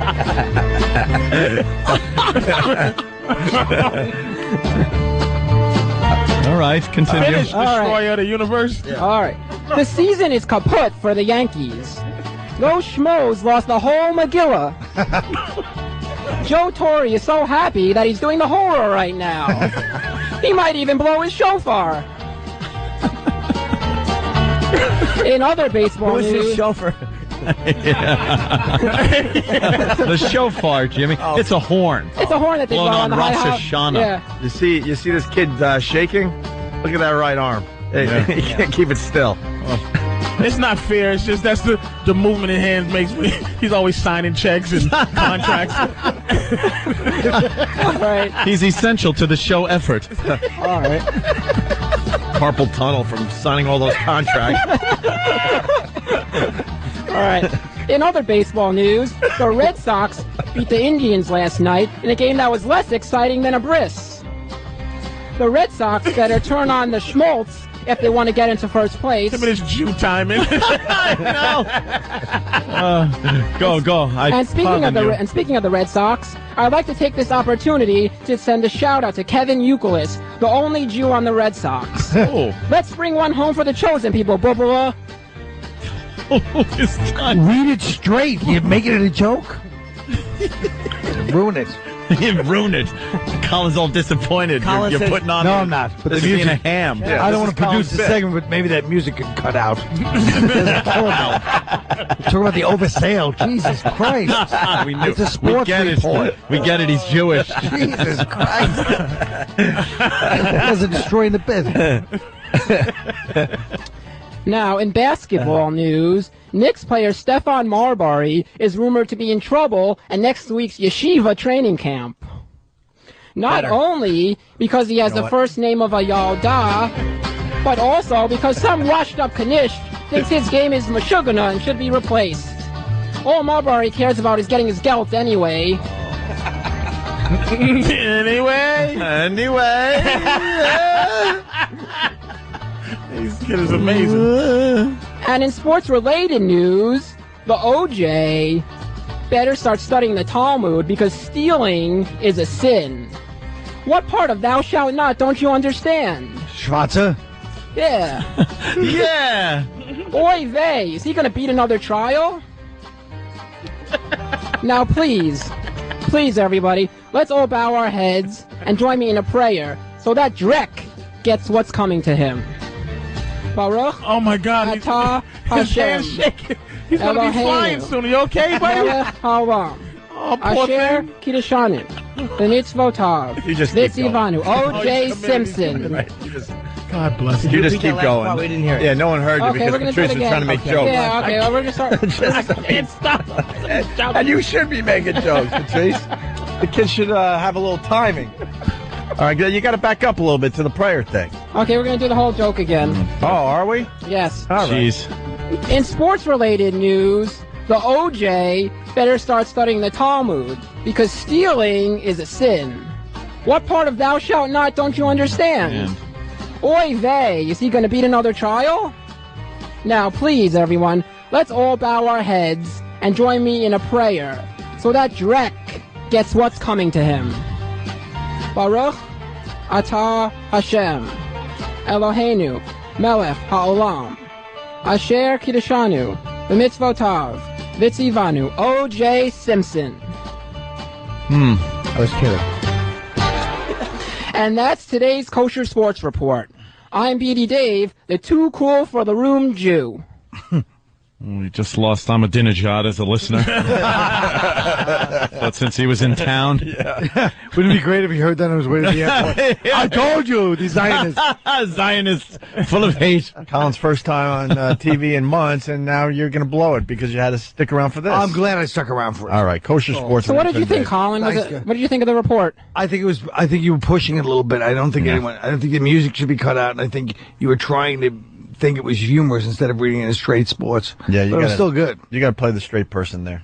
It's a straight sports announcement. Yeah, there you go. You kept like hitting it. Yeah. first. You're like, cha-cha-cha-cha at the end of everything.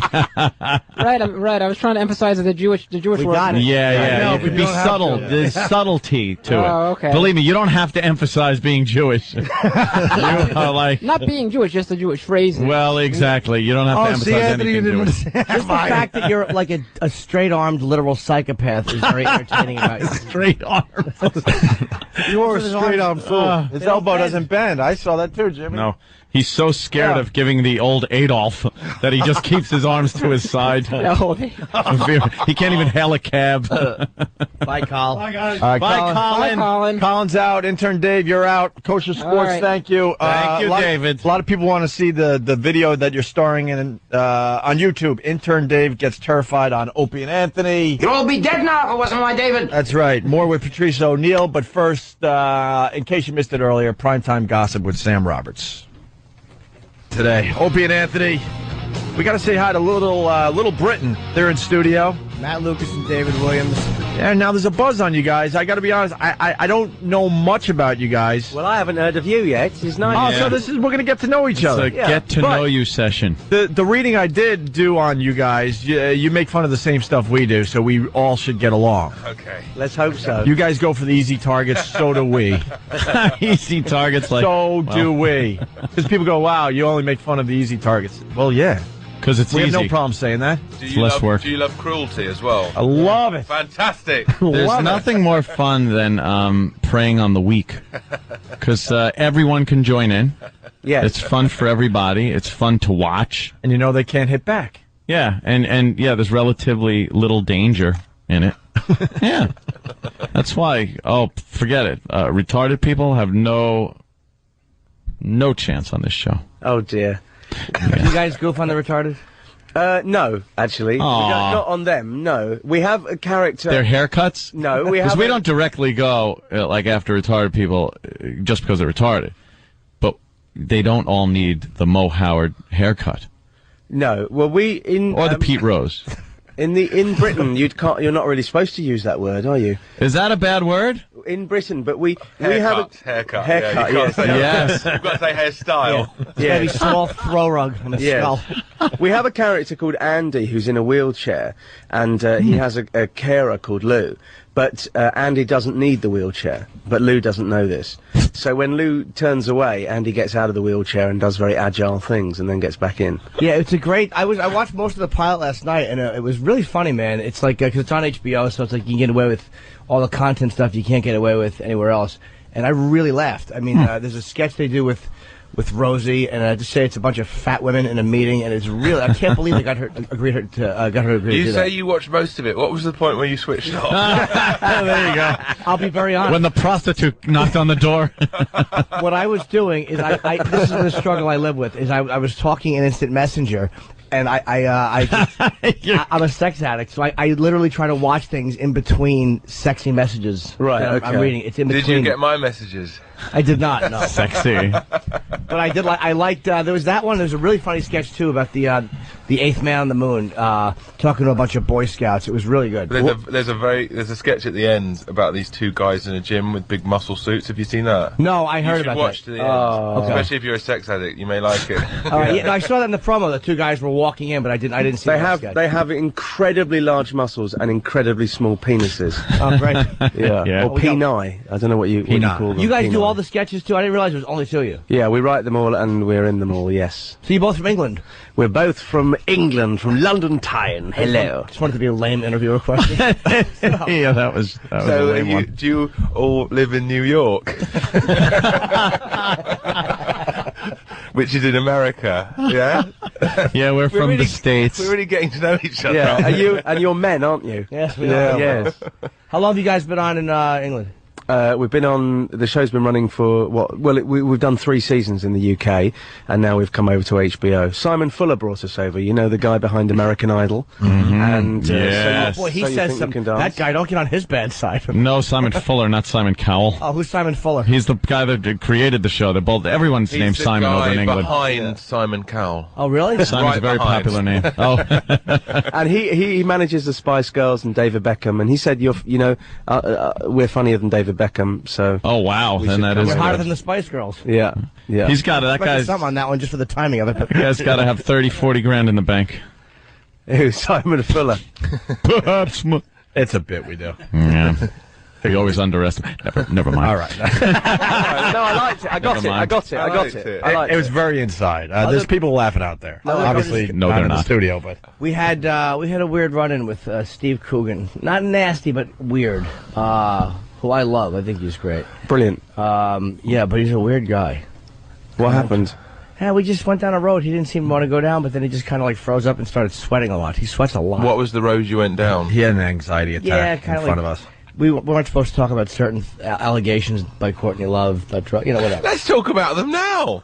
Well, you know what? You're right. I don't know why I'm kind of being a little tiptoeing around it. You are. He was friends with Owen Wilson, and there was all these stupid. Courtney Love is blaming him basically for Owen Wilson getting drugs, whatever it was, and trying to kill himself. I can understand. You probably didn't want to talk about it because it would just make it worse. You dropped your pen. Thank you. You dropped something. But we did. Any excuse to bend over. Yeah, eh? I just wanted to No, I can say that because I'm gay, so I can make those jokes. I'm allowed. Oh. It's like. Have you ever had a gay man in here before? Oh, plenty. What are you kidding?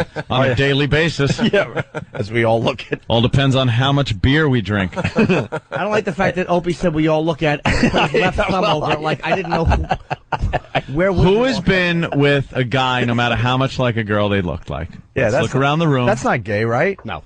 No, Tranny. that's not. All right, then see, I was Did the lady mistaken, Jimmy. boys I'm sorry. count?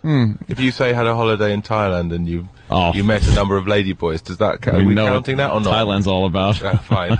Yeah. As long as we're not counting that, I'm fine. There's no reason to go to Thailand unless you're having sex with children. That's where we're at with that whole thing. This is a racy show. It's early in the morning. I said there's no reason to go anywhere unless you're doing that. Yeah. Is it true everyone in England is gay? Everyone. Yeah. No, That's what. Okay. I just want to We're clear more that up. open to possibilities. Well, what do you think of Clay Aiken Literally. finally admitting? Yeah, to the world? I was like we're supposed to be. We're supposed to be shocked today or I something. couldn't believe it. I was gobsmacked. I was gobsmacked to discover that he was male. That's what I gathered from. No, was I shocked? No, hell no. Why was this debated for all these years, and then finally comes out today, and everyone's Because like, he says yeah, he well, doesn't want to lie to his baby. right? But it's a baby. He doesn't know. Yeah, he had a We've few known for more long years. time. It's a newborn baby. Let the kid at least read the Bible first. Yeah. It's not the first thing you tell a baby, is it? Yeah. But do you think that's a positive move forward for Clay? Well, why did he come out? There was something happened. He didn't just come out. There was a reason he did. I don't believe the lie. I don't want to lie to my baby. But maybe he was spotted with a man inside him. Yeah. And there was no way around. It's hard to explain. Yeah, man, exactly. You can't. It's funny when someone you really know is gay just comes out. You think, yeah, we knew that. His maid came out with the story about how his pillowcase looked like the Shroud of Turin with his face. No, but I'm not. I mean, seriously. Like Clay Aiken coming out as gay is like Chris Rock standing up and saying I'm black. Do you know what I mean? Yeah. There's like, Yeah. did you need to be told? Well, he got caught out there a while ago on some like video chat. Room, right. Bare chested and hitting on a guy, and it's some weird thing. It's everybody has known for a long time. Yeah, how'd that conversation work out for you? Also, they do a weird thing. They It wasn't you. No. Literal Jim. I think How they come at me silently. I think they report it in an odd way. They go, Clay Aiken will be coming out in this issue of People magazine. What do you say? I will be coming out on Thursday. Between now and then, I'm not gay. Yeah. No, it's his last chance to really get some girl action. I think he was waiting to capitalize on the fact that he's gay. It was all about that. How much money can I get? The permits have to go through. Yeah, how much money can I get announcing this? I love George Michael. He doesn't even care anymore. He just stands in the restroom with his hog out. Just waiting. Smoke either one of these things. I got 100 million. The guy was caught again. But this time, no sex charges, just drug charges. Dude, right? Another Lou. He's hanging out in the bathroom. And he's so famous, people recognize it's George Michael. Yeah. And they said George Michael is being creepy, and they knowingly called the police on George Michael. It's George Michael, yeah. Said, Jesus, dude, what are you doing? So it's a guy that looks like George Michael? No, it's George Michael. George Michael, he signed something for me, and then I called you guys. Give me the creeps. He's got a portable drill and a crack pipe and some meth, and a few other Listeroy's funny. You ass. So who dragged you over here to the States? I always wonder how the transition goes between having a show on in England and then it comes over here. Well, it was, as I was saying, it was Simon Fuller who said, he wanted to bring us over here, and we went to HBO, and we thought that they would want us to sell the format of our show, like they did with The Office, and then make an American version, because we thought, well, that makes sense. But actually, they wanted us to do the show and play the British characters. So, the show is a mix of British and American characters, all played by us. What are our American accents like? Are they dodgy? That's what I want to hear, yeah. I only saw the southern ones. I imagine those are the easiest American ones to do, because they're very, like they're parodied here a lot, too. I was just over in the great UK, and I noticed something about what we do. we take their concepts, what they were just saying, we take their concepts and replace them and do it. But they just take our shows. Like they don't. It's like what we did. They just play our stuff, and we take their ideas and turn it into American. It's like we did to your people's music.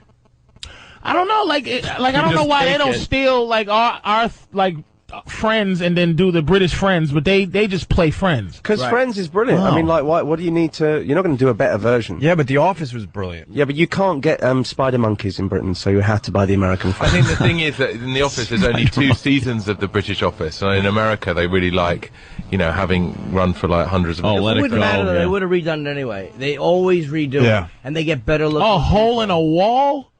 That's British, it's just a giant wall with shapes, and you jump through it. Japanese. Oh, it's Japanese. That's Japanese. No, but they're doing it. but they do a British version too. Britain, yeah. All right. Okay. So when is Little Britain going to be on HBO? When does it start? 10:30 on Sunday. Starting this Sunday? Yeah, it's after Entourage, and we did 6 shows because that's what we kind of do in Britain. I know you do longer runs, but in Britain we kind of, because the 2 of us write it all, so we just thought, well, let's just do 6, and then hopefully they'll ask for some more. And why should our listeners take a peek? They shouldn't. Just don't. Like, what are they going to get if they check out the show? It's kind of us 2 doing loads and loads of comedy sketches, and it's kind of a bit rude, isn't it? You can vouch for us. You've seen it. We can't say it's good. No, but the last 12 minutes was crap, I think. But the first 18 minutes, I didn't see the last 12. But it was funny, man. It was ballsy, and it wasn't like polite comedy, which is great. It was mean. I love that. And I'm saying that in a nice way. It wasn't enough to stop you playing with yourself as you looked at it. Yeah, he loves that. Well, no, maybe we're responsible for the arousal. Nothing would have stopped me. Carlin could have got out of the coffin and tapped me on the shoulder, and I would have continued what I was doing. But it was. It nearly stopped you masturbating. Not really. You know, when you die, they're going to have to make a customized coffin that includes room for your erection. Just room for the right elbow to kick out a little bit. McCain and me. Who do you fashion your American accents after? Did you just study one person? We had an accent coach. You had an accent coach? But it was hard for us to know whether it was good or not because, we think we're doing it really well, but in America, obviously. The other thing is we're executive producers of the show, so who's going to come and say, your accents suck? You suck. Can you do a British accent? Let me think. I don't know. It's relatively hard to... That's not bad. It's very good. That's pretty good. I watch a lot of TV. I'm gonna have to watch your show. That's pretty good. I mean, it's hard, and I think actually you've got to get to a point where you're not just concentrating on doing the accent because then you don't give a good performance. It becomes too self-conscious. So in a way, I would rather do an accent that isn't quite so good, but it still allows us to be funny. Sure. Right. Well, you wouldn't know certain guys like Gary Oldman, you wouldn't know is British if you didn't hear him interview. There's certain people that I was surprised to find out were some of the guys on The Wire, Jimmy, a show we love. I wanted to throw up when I found out they're not from Baltimore. The lead in The Wire, Dominic, whatever, is from England. I was so hurt when I heard that. Gary Oldman. Hey, the critics are going after you a little bit. What do you think of all that? They're going after the politically incorrect thing, and we've always had that. But I mean, hopefully here in America, there's room for all different types of things. I mean, you've got a show like yours on, and and you have other radio shows which obviously play to a different audience. Over here, you in terms of comedy, you've got Hannah Montana on one side and South Park on the other, and there should be room for all different types of comedy. Comedy, you've got to give your conscience a bit of a day off as well, and I think you've got to explore these ideas in comedy. You can't have a list of things that you can laugh at and not. Otherwise, you might as well get rid of comedy. Yeah. Thank you. Oh, Thank you for saying that. Yeah, well, now there's 2 more people that think like that out of us 10 or something. Well, have you got in lots of trouble before? It's just awful. People are so, just sensitive. Every group now has letterhead that they fire off to your boss if you upset, I think whoever. People take it too literally. Yeah, they do. And they don't think, no, it's comedy. It's all right. It's comedy. It's just jokes. But see, you guys are lucky because you're on HBO. Radio guys are getting fired all the time for just trying to be funny. Yeah, but they go after us at least once a year, and we have some scary times almost yearly because we're trying to make jokes and we offend somebody and they go after us. It's weird, isn't it? Like that guy Don Imus. They were right to get rid of it. I mean, that was out of order. No, you think? I 100% disagree. 100% really? He was just going off about that. Yeah, I'm keeping it out of this one. He was just going off. He said a stupid line or something, but you're flying by the seat of your pants. He's trying to be funny and blurts out something about a basketball team's unattractiveness and hairstyles. Yeah, and it becomes It was. I don't think it was a big racist thing. I don't think it was hate speech. I don't think, it was just a dumb DJ trying to make somebody laugh, and then he loses his job over it. That's kind of like. He's back now, anyway. Selective. Yeah, he's back. It is very selective. It was phony. A lot of hypocrites came out of the woodwork and started bashing him, and it was like Today Show. You guys going to the Today Show? That fat Al Roker. Ugh. Where do you see that Al Roker? He's never said a racially poignant thing in his life. No. And as soon as Imus comes out, he gets on his blog. And then he made fun of people with epilepsy. Yeah, a month later. A month later, he was talking about something. Well, if they could get up off the floor and stop shaking. Well, so when you get you make sure you bring Al that Roker's up. being a little risque. Yeah, so make sure you guys bring that up. Yeah, bring that up when you get there. that It's key to your success in America. Actually, just make believe you're having an epileptic fit and watch Al Roker just laugh his balls off. He loves that as he kicks you. Yeah. But I also think the comedy I love are things like Python, like Mr. Creosote in The Meaning of Life. Oh yeah, that was great. Well, an obesity group would go, well, I think that's really unfair to say that a man is that fat, and he's, you think, it's like an exaggeration, and I think we try and do that in our sketches, just exaggerate it to the point where it's obviously not real. And people always have a reason as to why they don't want you to be able to make fun of something. Everyone thinks they're justified in going, well, that's out of order. Yeah, but people look at Mel Brooks with things like Springtime for Hitler, and you know what I mean? It's like that. Someone go, well, hang on, I lived through the Second World War. You can't do this, but actually, it's brilliant. I wouldn't want to live in a world where you couldn't have that. Right. I think often people complain on behalf of other people. They perceive that there must surely be offence there, so they complain on behalf of other people. But we have a character, like I say, who's in a wheelchair who doesn't need it. Okay, and we've had so many people, write to us who are in wheelchairs and say how much they enjoy that. There's one thing with the astronaut sketch was really funny.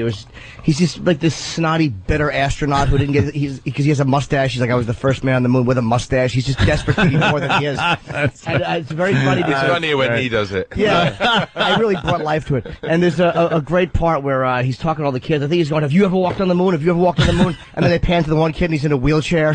And it's just a funny visual. And he says, "Have you ever rolled on the moon?" Have you ever rolled on the moon? It was just. But before he gave the line, it was just the visual was, "Oh, you never walked on the moon, did you?" Just this dumb kid in a wheelchair, and it was funny. But there are people that would complain about that. Just we're sending up that as well. We're sending up people with strange attitudes, like the character that in the Rosie O'Donnell sketch that Matt plays is, a bigot, and we're sending that up. She says to Rosie O'Donnell, "Are you fat because you're a lesbian, or are you a lesbian because you're fat?" but no, you said one of the part too was like, did you become were you fat and then you couldn't get any guys, so then you went lesy? There was some really funny way of just. I couldn't believe Rosie signed off on that. I'm like, did they? She was great, all credit to her. She came on the show and she didn't need to. She's a much bigger deal than we are, and she came on the show and she didn't want to change any lines, and she totally played along with it. And all credit to her. We're grateful. Well, it's on 10:30. We're wrapping up soon. Are we staying or are we wrapping up? Well, I wanted to hear these guys do their American accent. Oh, it's only fair. Okay, mine kind of sucks right now. It's a bit early in the morning. Oh, no, that's good. That's pretty good. Yeah, that's good. Yeah, you have to say that because I'm in the room. Morning. Morning. It turns into a generic kind of California accent because all the letters are enunciated. Well, Americans do polite British, like you did polite British, like good morning, and then they always do Southern. No, I like Cockney. I like those guys. They're just like really nasty. You just picture them in a pub drunk. That's where they are. Yeah. David, let's hear your American accent. This is my American accent.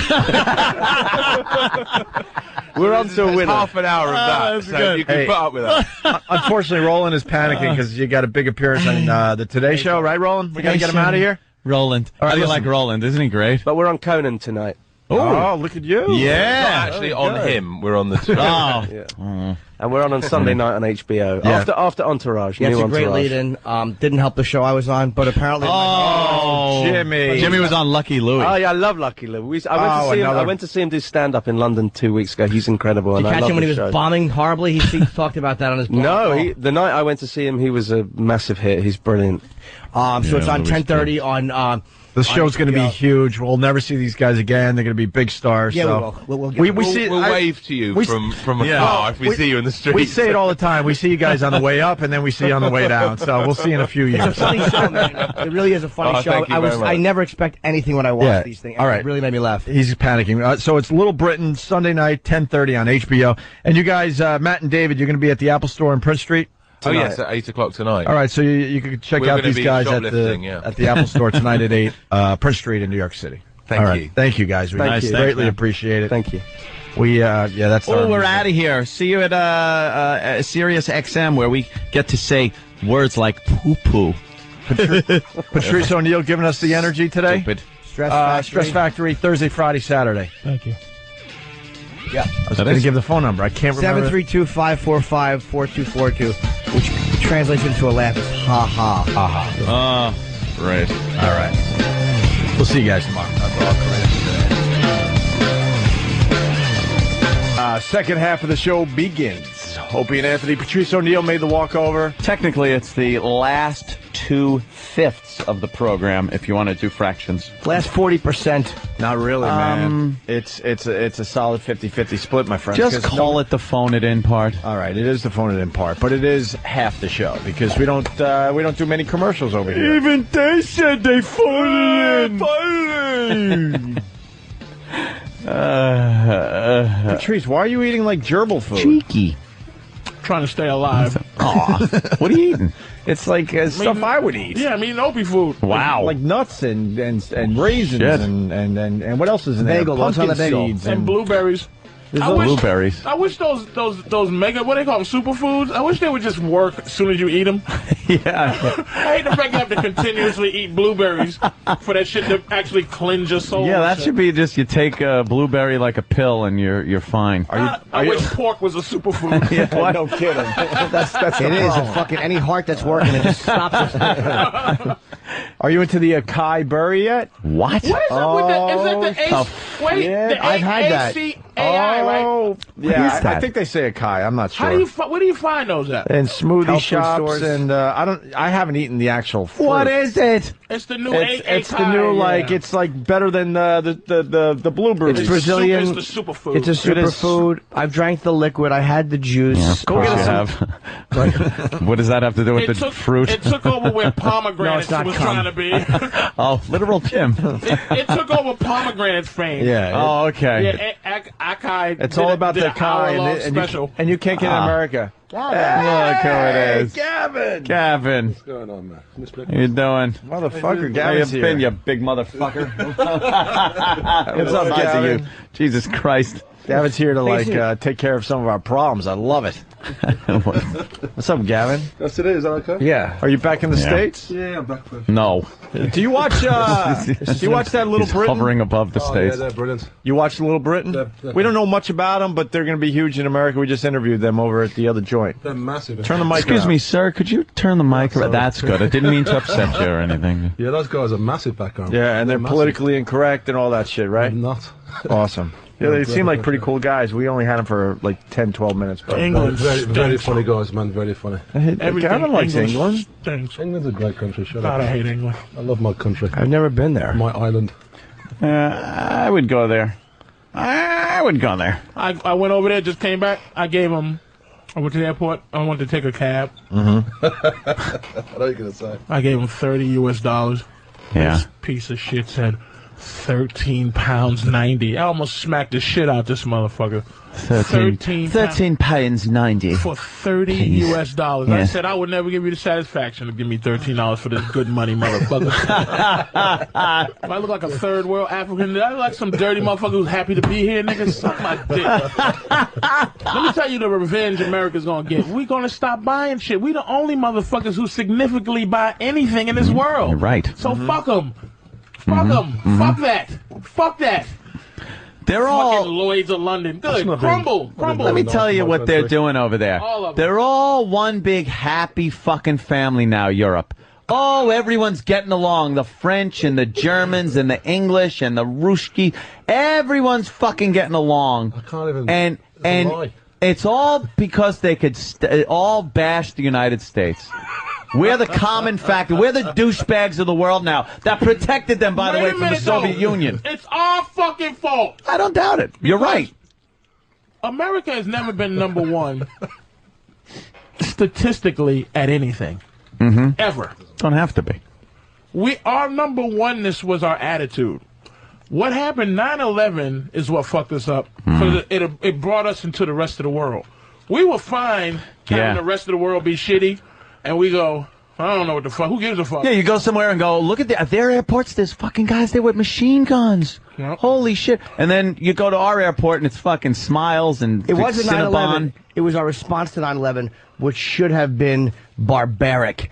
If the response to 9/11 had been what it should have been, which would have been basically, like, I can't believe they wiped out that many civilians. Terror should be met with greater terror. I mean, spoken by a great man. I forgot who said it. Oh, I better not say who said it. He knows who said it. But I mean, the polite response to 9/11 is a problem. It probably was. Of course it was. Jesus Christ. He knows Quoting who said Hitler. If a Jew tickles you, chop his face off. Of course. I didn't go that far. I said something about terror.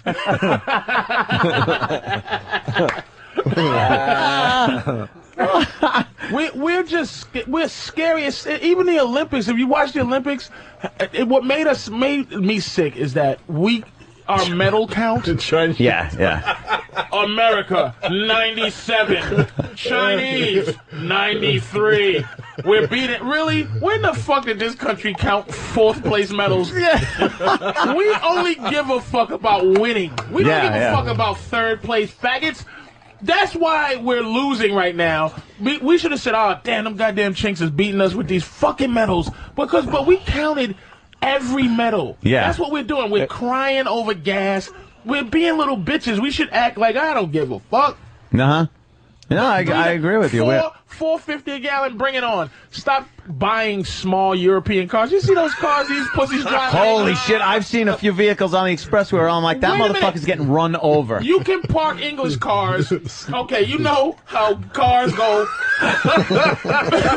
back your front to the other person's back of their car. That's how we park. Yeah. Shitty English cars are so little, and this is the cars we started to buy. Fucking French. Where you can park with the facing outside, like your back is on the back of the curb, like so. You just pull in. You can pull backwards, and not parallel park. You can just pull in, and the whole car is only as wide. The length of the car is the width of every other car. Yes, thank you for getting that out for me. I'm gonna get a bigger truck next week. Yeah, fuck yeah. Fuck that.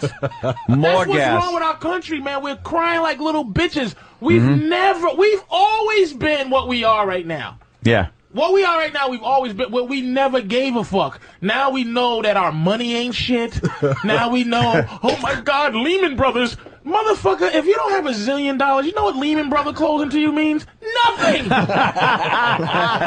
You bunch of broke peckerwoods. Anthony got everybody thinking it's fucking means nothing if you don't have over $100,000 spread out everywhere on the planet Earth. In a diversified portfolio. Yeah, what the fuck is the plumber worried about? Shut the fuck up! Patrice is onto something, too, because Warren Buffett just casually bought $5 billion worth of gold in what? The guy that fucking wrote Margaritaville? Warren Buffett is of course not. We know. He just bought $5 billion to try to save the economy for everybody else. Suck a dick. and wait a minute. He's got $5 billion just to throw at this mess? You know what's fucking up Americans now? Oh. We were so used to Bill Gates being the richest motherfucker in the world. Yeah. He's the 3rd richest now. A Puerto Rican is number 1. No. Yes. That's impossible. A Puerto Rican is number 1. Are you kidding? That happened. The guy that owns, a Mexican. He owns Telemundo, and he owns the phones in Mexico. Oh, boy. He's the phone guy in Mexico. He's the phone guy. He's fucking Bella, Mr. Bella. Yeah. And the fucker that owns what's the furniture store? The shitty cheap furniture. IKEA. Is the 2nd richest. Wow. Above Bill Gates? Bill Gates is 3rd. What else does he own besides IKEA? What does he need? They sell that shitty plastic furniture. Yeah, but computers are everywhere. He's computers. So are couches. Yeah, but not exactly. Thank you, you fucking asshole. But not from IKEA. They're not all from IKEA. They're not all IKEA. You can only buy. Most people aren't getting their furniture from fancy fucking Manhattan furniture stores with their gay friend. I'm just saying. That was yeah, that was a little jab at you. All right. Nice. I'm not saying everyone can afford to throw out $4,000 sofas because there's a baby booger on them. Oh no, Jimmy fights back. Oh boy. No, I think that was a jab at me. There's not enough IKEAs. There's not enough of them to make just that enough a little bigger than Microsoft. He's the second richest person in the world. So he must have something else. We're gonna have to look that up, Patrice. He has to. You can't be trusted. IKEA is not bigger than Siemens. My bad nigger information. Look at I'm telling you. Let's stop worrying. Let's stop being pussies, man. Obama's going to take care of everything, right? Yeah. Right? Well, now... Are they excited about Obama in England there, Gavin? Not really. They don't give a fuck. They don't give a shit? They know who he is. They don't know who McCain is, I don't think. They don't know who McCain is. Huh. We'll learn. Now that we're becoming global, we should want Barack Obama to be the president. Because we'll have better relations. You know what? I agree. Do we want better relations with those people? Somebody's phone. Gavin? Out there? I don't think it's on. Are the mics on out there? Whose phone was that? Definitely not mine. Are the bleacher mics on? Yeah. Oh, whose phone was that, really? There's probably someone out there. Mine's on silent. Probably one of those inconsiderate motherfuckers sitting out there on the hard aluminum bench. Whose phone was that? That was really weird. Whose phone was that? Whose phone was that? Was it yours? It was yours, we right? We don't care. It was yours, right? Those bleachers. Ugh. Why? You guys just stopped the show, whoever was ringing their phone. Mine's on silent. All right. Where were we? Let's grow up. I think me and you will be with each other on this one. Yeah. All right, then vote for McCain and take his side. I can't vote for Obama, and it has nothing. Believe me, it doesn't have anything to do with race. It doesn't have a lot to do with it. It's not. Just shut the fuck up. It really Here's doesn't. why I can't accept that. Mm-hmm. If you said I'm not going to vote for a black mayor, enough bad black mayors have happened. Oh my God! Black mayors can't keep the hand out of the till. Holy shit! Do they love stealing money? I can allow you to say I'm not voting for a black mayor. Yeah. Because it's been a few. I can allow you to say, hey, that black quarterback sucks. Mm-hmm. It's been a few. Yeah. I can't allow you to say that Obama's going to be fucked up when there was only fucked up white guys since we've been alive. I just want to let me see a fucked up black guy. You know what it is though? What concerns me. I'm not looking at to benefit the country. I'm looking at what concerns me. Well, I can't vote for Obama because of his taxing and because of his stance on the Second Amendment, which is fucking ridiculous. What is that? The motherfucker really wants to do away with people's ownership of guns. The guy does not want people to own fucking guns. That'd be nice. No, it wouldn't. Because every fucking gangbanging douchebag is still going to have a fucking gun. You know who's not? Fair enough. Me. I ain't going to have a fucking gun. That's a fair point. Yeah. And the way it is now, with the licensing and everything, it takes forever, which is fine. They do security checks. Anytime I go to buy a gun, they call the fucking FBI and run my name through FBI and say, all right. I said this to you at CBS, though. Think about this. First of all, this is why he's not going to be the president. There's never been a racial change of heart in this country. That's one reason. There's never ever been since slavery where this country went, oh man, this is fucked up. What we kind of are right now in terms of what we've done to black folks and how we feel and it's never been a racial change of heart. Secondly, black people have never done anything to this country in terms of showing the hatred we should have. What? We've never done any significant anything. No, we do it every day. If a black guy rapes a white bitch or robs two white people walking down the street, I'm talking about. It's a day that ends with Y. As fucking bastard. We're villains in this country, but we've never done anything significant to be that. You know what? We're really victims. I'll give you this. Be doing some I'll give you this. Shit, but we're not. You don't organize well. You're not an organized unit where you can really mobilize as a unit, and then we can go, holy shit! Exactly. These black folk are fucking us up because they've organized almost an army. We probably wouldn't us. say these black folk. No, I never say that. By the way. Oh, these niggas are getting together. Right. They're going crazy, but working as independent cells. For you, motherfuckers. Working as independent cells, you guys are doing a bang-up job of payback I'll give you that much. How many motherfuckers? Dude, how many people do you hear get fucked over by black people? Never. 10,000. We fuck each other over before we fuck anyone. Did you see that? There's some fucking thing going around that barely anyone knows about. Did you see that one thing that happened? No. Did you see the fact that white guys can't stop eating hookers? Can't stop fucking cutting off heads? What the fuck are you talking about? Can't stop throwing their wives into rivers?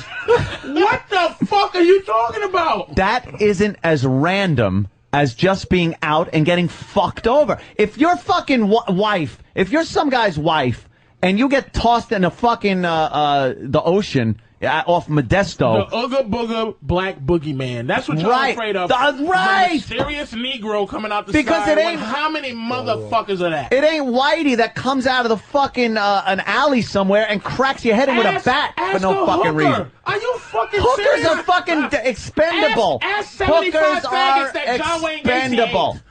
We kill one, go to jail. White people kill 75 and then go to jail. Look, every fucking guy that John Wayne Gacy killed was fucking deserved it. Was practicing something they probably should have been a little more leery of who they're fucking going home with. They deserve. Look, I didn't say deserve it. Lie in a fucking. They put themselves in some element of danger by going home with this fucking crazy guy. He's saying they were participants in their demise. Exactly, and fucking same thing with Dahmer, Jeffrey Dahmer. So they fucking went home. Always, this is the fucking delusion of white folks.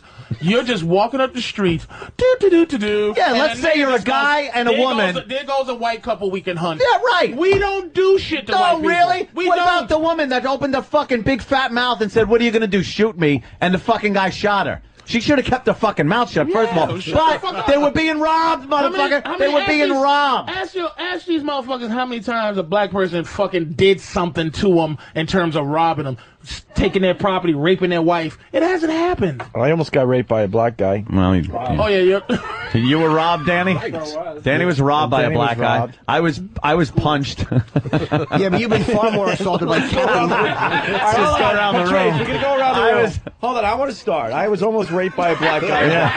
That's a story that's been told many times. Hold on, almost doesn't count. You can't get almost. Dude, almost rape is not a crime. He was in my apartment while I was sleeping. I was just blindsided, punched in the side of the face by a black gentleman. What did you do to deserve it? Nothing. Oh, I swear to you, I was doing nothing. I was also punched by a black guy for calling him the N-word after he put in a three-pointer. But I thought I was within my means. So, but look at how he's a victim. He said, "Nice shot." I said, "Nice shot, blank." And next thing you know, he punched me in my eye for calling me a nice shot, nigga. Out cold on the floor. They had to stop the pickup game for a while.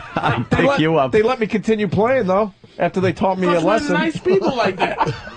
We really are loving. Gavin's black, so we got to move on from him. Jimmy, he's English. What has a black guy done to you?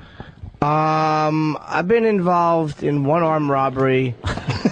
Jesus. A lot of deception with prostitutes. We should bring in the staff. E-Rock, let's see what a black guy did. Me and my friend were kind of robbed, not by... But let me ask you this. Enough where you're like, now I got to look out for black people. No. My thing with black people is this. I just don't want to see them in the audience. That I can tell you I've had a lot of. Patrice, I'm kind of with you.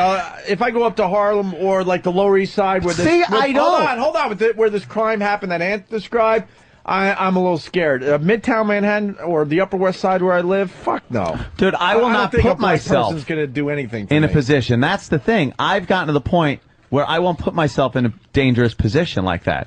And I am constantly on the guard, and not just for even in Midtown, the scary, spooky black people. I'm on guard for anybody. I'm very sensitive to my surroundings. But the black people aren't going to touch you in Midtown. They're just really. It happens occasionally, but they're not. They're really not. Hey, we got Roland and E-Rock. Hold on, we want to continue this bit. It's too good. Is there, Gavin? Let him use your mic for 1 second. We're looking at what... nothing happened to Roland. Absolutely nothing. Roland, we're looking for what black people have done personally to you. Personally to you. No, I lived on 105th and 5th, and after I worked from NBC, I walked home and got mugged. And my wallet stolen, my phone stolen. Okay. iPod This is stolen. working out well for you, Patrice, this example. Wait a minute. Again. No, I just walked. I got hit from the back and fell down. It is. I was thinking it was like first month in New York. I go, man, this is so beautiful. Then man, you are a mark. I think fucking Roland's lying his ass off. No, that was the only time I But was. did that change your whole perspective of black people for the rest of your life? After that, a month later, I moved to the No, West I've Side always forever. thought poorly of them. Let's go to Iraq. Oh, Sam's got one, but Sam's Sam? part black. Come on. No, I got one. Yeah. When I was in 5th grade, some big black kid came up to me the day before Christmas vacation. Did he hit you for stealing his hair?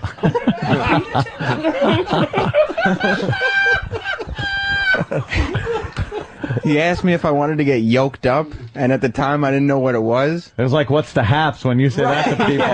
So I was like, yeah, sure. And then he tripped me, and I smashed my head into the corner of a door and had to get stitches.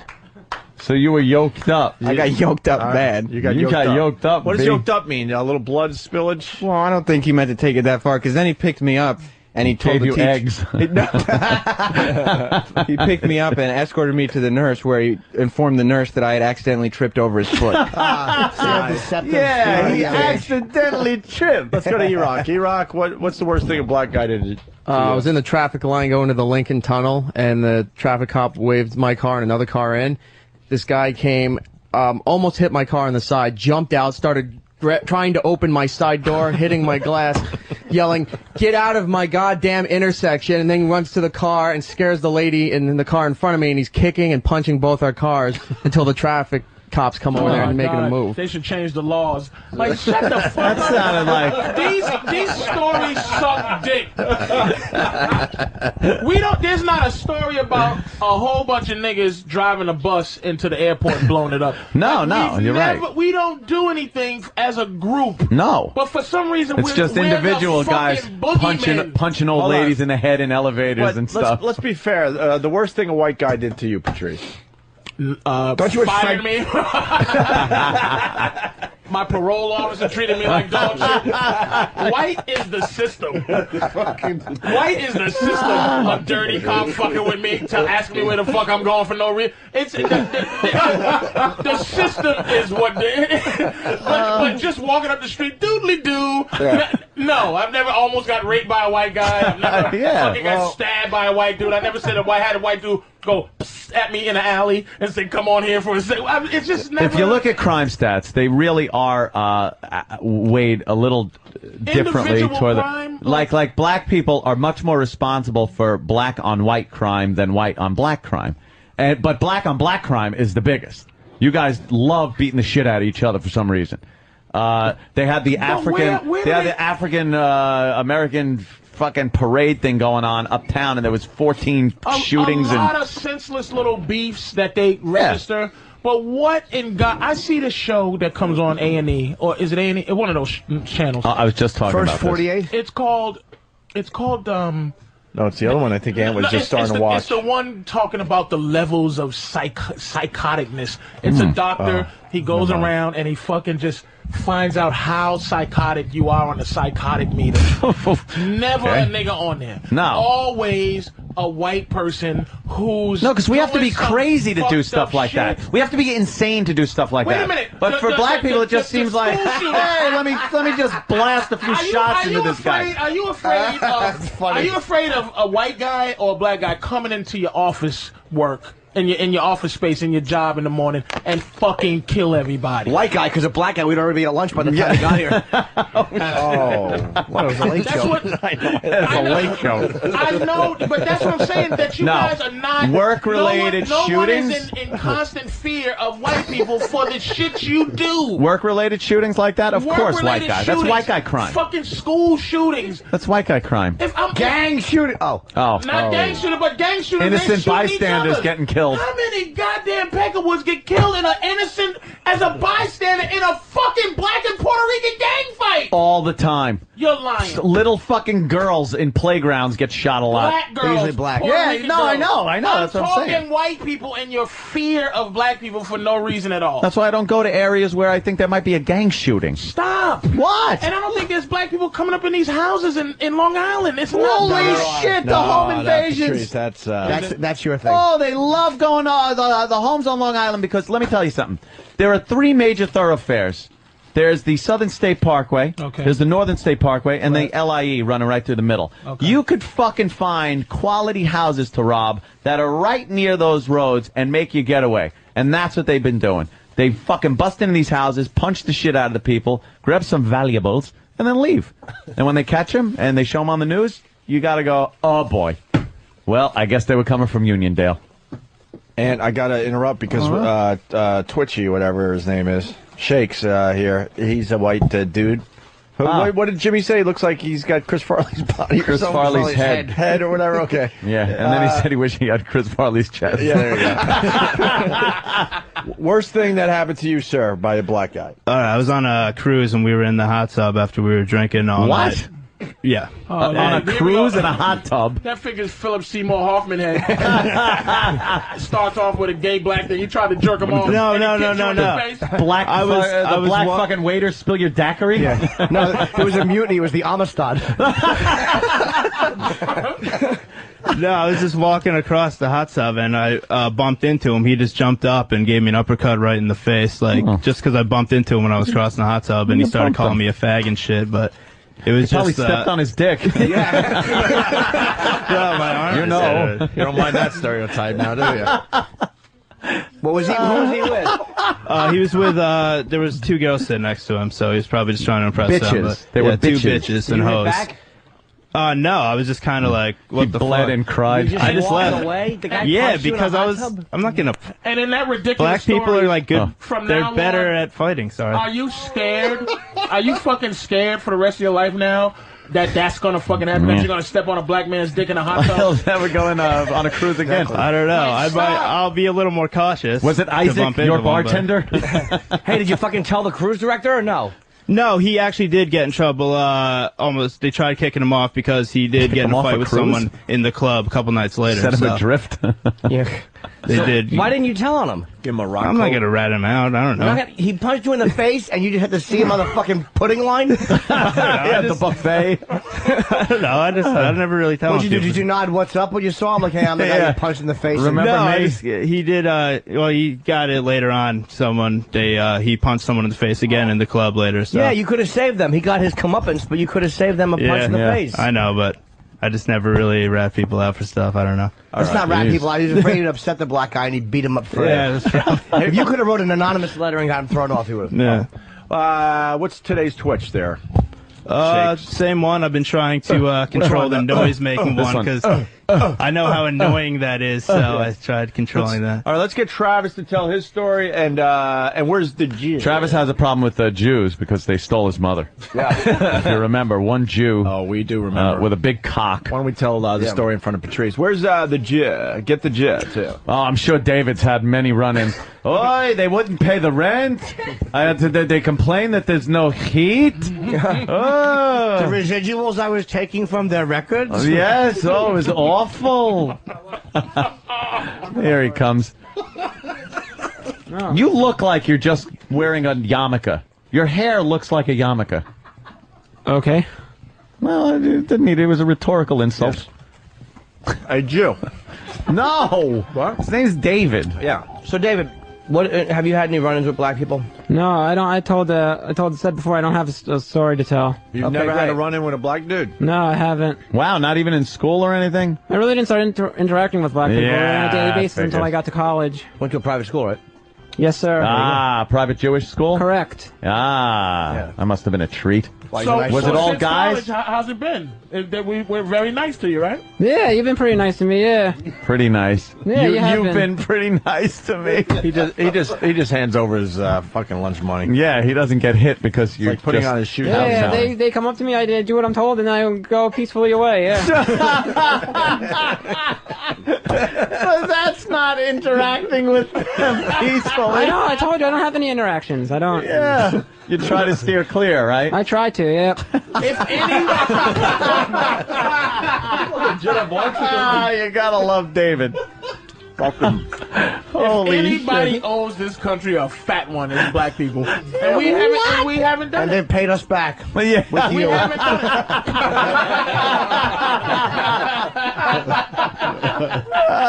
Oh, fuck. All right. I don't know. I just see a lot of crimes being committed. I think that weighs on the economy, on the psyche, on the perception of black people. I think you guys do yourself a grave injustice. How many white people in this country? I don't know, a couple of 100 million. A lot more than 70%, I think. About 300 million. Perhaps that's There's- right. No, there's like 300 million people in the country, right? No, it's like 350. And then there's 30 million black people. 30 million. Yeah. How could this country be that afraid of what equals to It's be almost a testament to your talents. A million people. It really is. States. It really is Are amazing you because fucking it's serious? quoted all the time. Only 10% of the population, yet 50% of the prison population, and 90% of the. But you don't think that the crimes that they send you to jail for the length of time that they do, the drug crimes, are set up? Some drug crimes are ridiculous. Yeah. You're right. Like cocaine. If you get caught with cocaine, you get a handshake and a kiss on your cheek. Because that's what white people sell. Let me tell you something, Crack, though. you go to jail for the rest of your fucking Let me tell you something, though. When you see a guy selling drugs, selling weed or coke or whatever, and he just sells weed or coke, and he gets busted, they run him through the court system, and perhaps he doesn't get that big a sentence. Now you get a black guy. He's dealing drugs. He's on fucking YouTube with his gun sideways and a fucking kerchief over his face going, fuck the police! Yeah, I'm slinging dope. That's how I make my money, motherfucker. It's like gotta be this big showy thing. Just sell your dope and be quiet.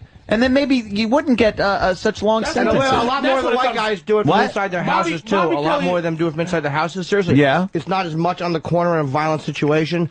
A lot of that's done where you come over, you buy. I learned this. What you just said, you said it in an emotional way. See, I enjoy talking to you. I enjoy talking to you. Because you're a true racist. I understand. But I respect your racism because it's very righteous. It's a righteous racism. True. There's a lot of covert cracker shit that I don't like. And let me tell you, man, what white people, what I learned in Boston is what white people really want is separatist nation. They want good little Negroes. Just shut your little mouth and be happy to be here. That's what white people don't Just like. be- They want you to be grateful for whiteness. Just be as big an asshole as we are. Don't go above and beyond. But your assholeness, like passive aggression, is not something that most black people deal with. We deal with real aggression, which is honesty, which is what you do, which is like fucking But most of the time, white people go, "Oh no, there's no problem. Police." Get them. This is most white people are fucking phonies, dude. I agree. This is why again Barack can't win because white people will go, "I'll vote for Barack," but when that curtain goes shh, they be like, "Shit." You think I'm voting with this nigga? No. White people are fucking phony. You can't even have a racial conversation with a white person because no one ever admits they're racial. At least you admit you're racial. Oh, everyone knows my stance. But it's almost like you're the fun guy. Why do you think these pieces of garbage love you so much? That dirty, rotten cop that came in that damn... Because I said I had a fucking go. I never forgot that, man. That out of any little racist motherfuckers I bumped into from this show, that fucking cop that heard me talk about that police card I had... And brought everyone in the police car that was better than mine. Right. Yeah, that fucked with you. Yeah. Yeah. Hey, That pissed you off. But he's a fucking state trooper, and I can't. What can I do? Just say you're racist? So what, nigga? You can't prove it. Internally, you can't prove the racism. Only thing I can prove is if you stick a dog on me or holds me down. Yeah. But you give examples like, well, there's only 30 million black people. There's the numbers mean nothing. Take a party full of people and drop five. Drop a hornet's nest. Five crazy niggas. No. He goes, drop five. Drop a hornet's nest. Drop a hornet's nest in a fucking party full of people. Yeah, but there's not 5 hornets. So really, I was going to say 5 hornets. I said hornet's nest. Fuck it, let's go hornet's nest. Watch everybody scatter. Drop niggas in a party full of calm crackers. I was saying, watch them all go nutty and spin around with their knives. I was only saying that the numbers don't matter. One hornet in a row. Right. Obama can't win because there is some white boy in Nebraska that's never met a black dude who's afraid. You know what the truth of the matter is, though? We talk about, my ideology on a lot of things, but now I also am able to judge individuals. Like, I fucking love Patrice. I think you're fantastic because I know you. Right. But most niggas is like me. No, that's cool. Doesn't know you like you. And if people take a long time to get to know you, you purposely don't want to be liked. Everywhere you go, I'm like a fucking codependent. He's doing a good job. Because he's a good guy. Ultimately, I want, and this is why I say I want white people to be my least favorite people in the world. I want them to be. But they're not. I know a lot of white guys that I call my friends. You know what I'm saying? Yeah. So, I mean, ultimately, I grew up with black dudes, but I have interaction with white people. I don't have a problem because ultimately, I think white is not... Like, Opie's not white, you're not. You just happen to have that color I don't like. It's just you're the well, that's how I feel about you. That's the same way I feel about you. We said this. You guys you and Ant are so similar. It's not even funny. We're like so similar. I think we're separatists. You are like they call us like separatists, but you're Patrice has a great understanding of white people. He really does. Like you have, but most black people don't. That's what I'm saying. Fortunately and unfortunately, I grew up in Boston. Yeah. I understand this. White people's racism, this is why I get mad at the Imuses of the world. I mean, the Imus situation and the Michael Richards situation. Because black people are sitting around, we're not elevating our minds in terms of this racial thing. White people are... They are constantly evolving their racism to the point where you can't even prove it. All we have to do is like Bill O'Reilly. We speculate he might be a racist, but they've created, instead of racists and nigger lovers and racists, now it's the right and the left. We know the right to be racist. We know the left to be nigger lovers. And black people don't like either one of the motherfuckers. But it's an argument now, and David Duke started it because he knew he couldn't sit around and just start keep going. I hate niggas. Yeah, I'm in the Klan. Calling it conservative. He starts switching it up. So now it's these little catchphrases that fucking Sean Hannity goes, Americans. What do you think? That's not a euphemism for white people. He's not counting no black people in. But black people are the same kind of fools. Because how come we don't look at Condoleezza Rice and Colin Powell as black leaders? Right. But they're black people. It's because they're not James Brown black. They're not fuck white people black. You hear Uncle Tom when their names come up all the time. It's a fucking shame, man. Yeah. But ultimately, growing up in Boston gave me a nice teaching about how you are. And the thing is, at least on this show, because this show is based on honesty and people having honest conversations, but for the most part, white people are liars. Liars. Yeah, it is upsetting to see because I know exactly what you're talking about. I got to interrupt. As we say this, there's a video just hitting CNN where these 2 high school students were arrested for a stunt. They had one student dressed up as a monkey. Here it is. And the other student was chasing him as a banana. Jesus Christ. What the fuck? That's why we'll never get along. That happened at a high school football game. It's getting massive coverage on CNN. And those motherfuckers are 16 and 17. Yeah. So you But wait, what's changing? What's wrong with that? That's not out of here. No, I don't know if they're in trouble for the stunt. Racial. That's not racial. That's just two guys being dicks. But see, this is the fucked up thing. The fucked up thing is that white people are so goddamn phony that they don't allow me to go, nah, he wasn't. Like, for me to stand up and try to actually defend what I know to be, okay, this is some old blatant racial shit, and this is some other shit. That was absolutely racist. But Why? But not necessarily. A banana chasing a gorilla? But that's what they were going for, is what I'm The saying. racist part of it is that... Were they? That's what I think. This is what I'm saying. I should be able to go like this. This is the thing. If now you're going to have every black guy on CNN going, you know, it's insensitive. Like, I don't give a fuck if a banana chases a... I don't give a fuck if the banana had, I represent a nigga. Do you understand what I'm saying? I don't give a fuck if they had a picture. It don't matter. It shouldn't matter to I black represent people. would be too long. You'd probably just put nigger. You just, you understand? Well, who gives a fuck? I'm tired of giving a fuck about what goofy white people do that don't affect me.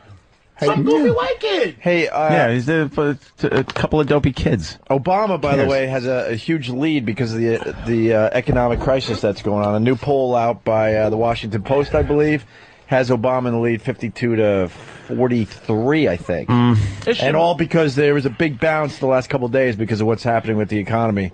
They're saying the general vote, Obama's got a big lead right now, today. He's not going to win. Today's got I think you're wrong. I think you're wrong. He's People not don't want gonna win People the don't want a 72-year-old president. If he I think you're wrong. wins, the elections are fixed. Wow. No, no, why? He's not going to win. People I don't like think he is Obama. either. People didn't think JFK was going to win. People Yeah, don't. they like him. Yeah, but JFK, here's what he had going for. White. I understand that. White. But I understand If that. Obama was a white guy, this would be more than a landslide. McCain's speech bothered me. I said, if anybody If Obama was a white votes guy, for he him- probably wouldn't have gotten the nomination. If he was a white guy? Yeah. If it was a white guy. He just would have been an average If- white guy that just was But he's not an average guy. much He's not an experience. He's not an average dude, man. What? If Obama was a white guy, he's a lot more galvanizing, dynamic. I don't give a fuck the fact that he doesn't really say shit. It doesn't bother me because McCain doesn't. He's say the shit. black Bill Clinton, is what he is. He's Yes. a good speaker. Yes. Women love him. Yes. He's a young guy. Yes. This is what he is. He's got charisma. But he's not going to win. You're wrong. He gave good answers. He was talking to Matt Lauer about the reaction to he was a good politician and he gave the right answers, but he was talking about how Biden contradicted him on AGI and on the McCain thing. He dodged what he had to dodge correctly, and he answered what he had to Can I ask answer. you this? Okay, let's say out of the 30 million black people in this country, right? Mm-hmm. Okay, 98%. Let's just say that's 100%. How many of those 30 million get to vote? If they could vote, should all that stuff. Right. Counting That's you gotta get out and felons, vote. not counting felons, I'd say 1,500.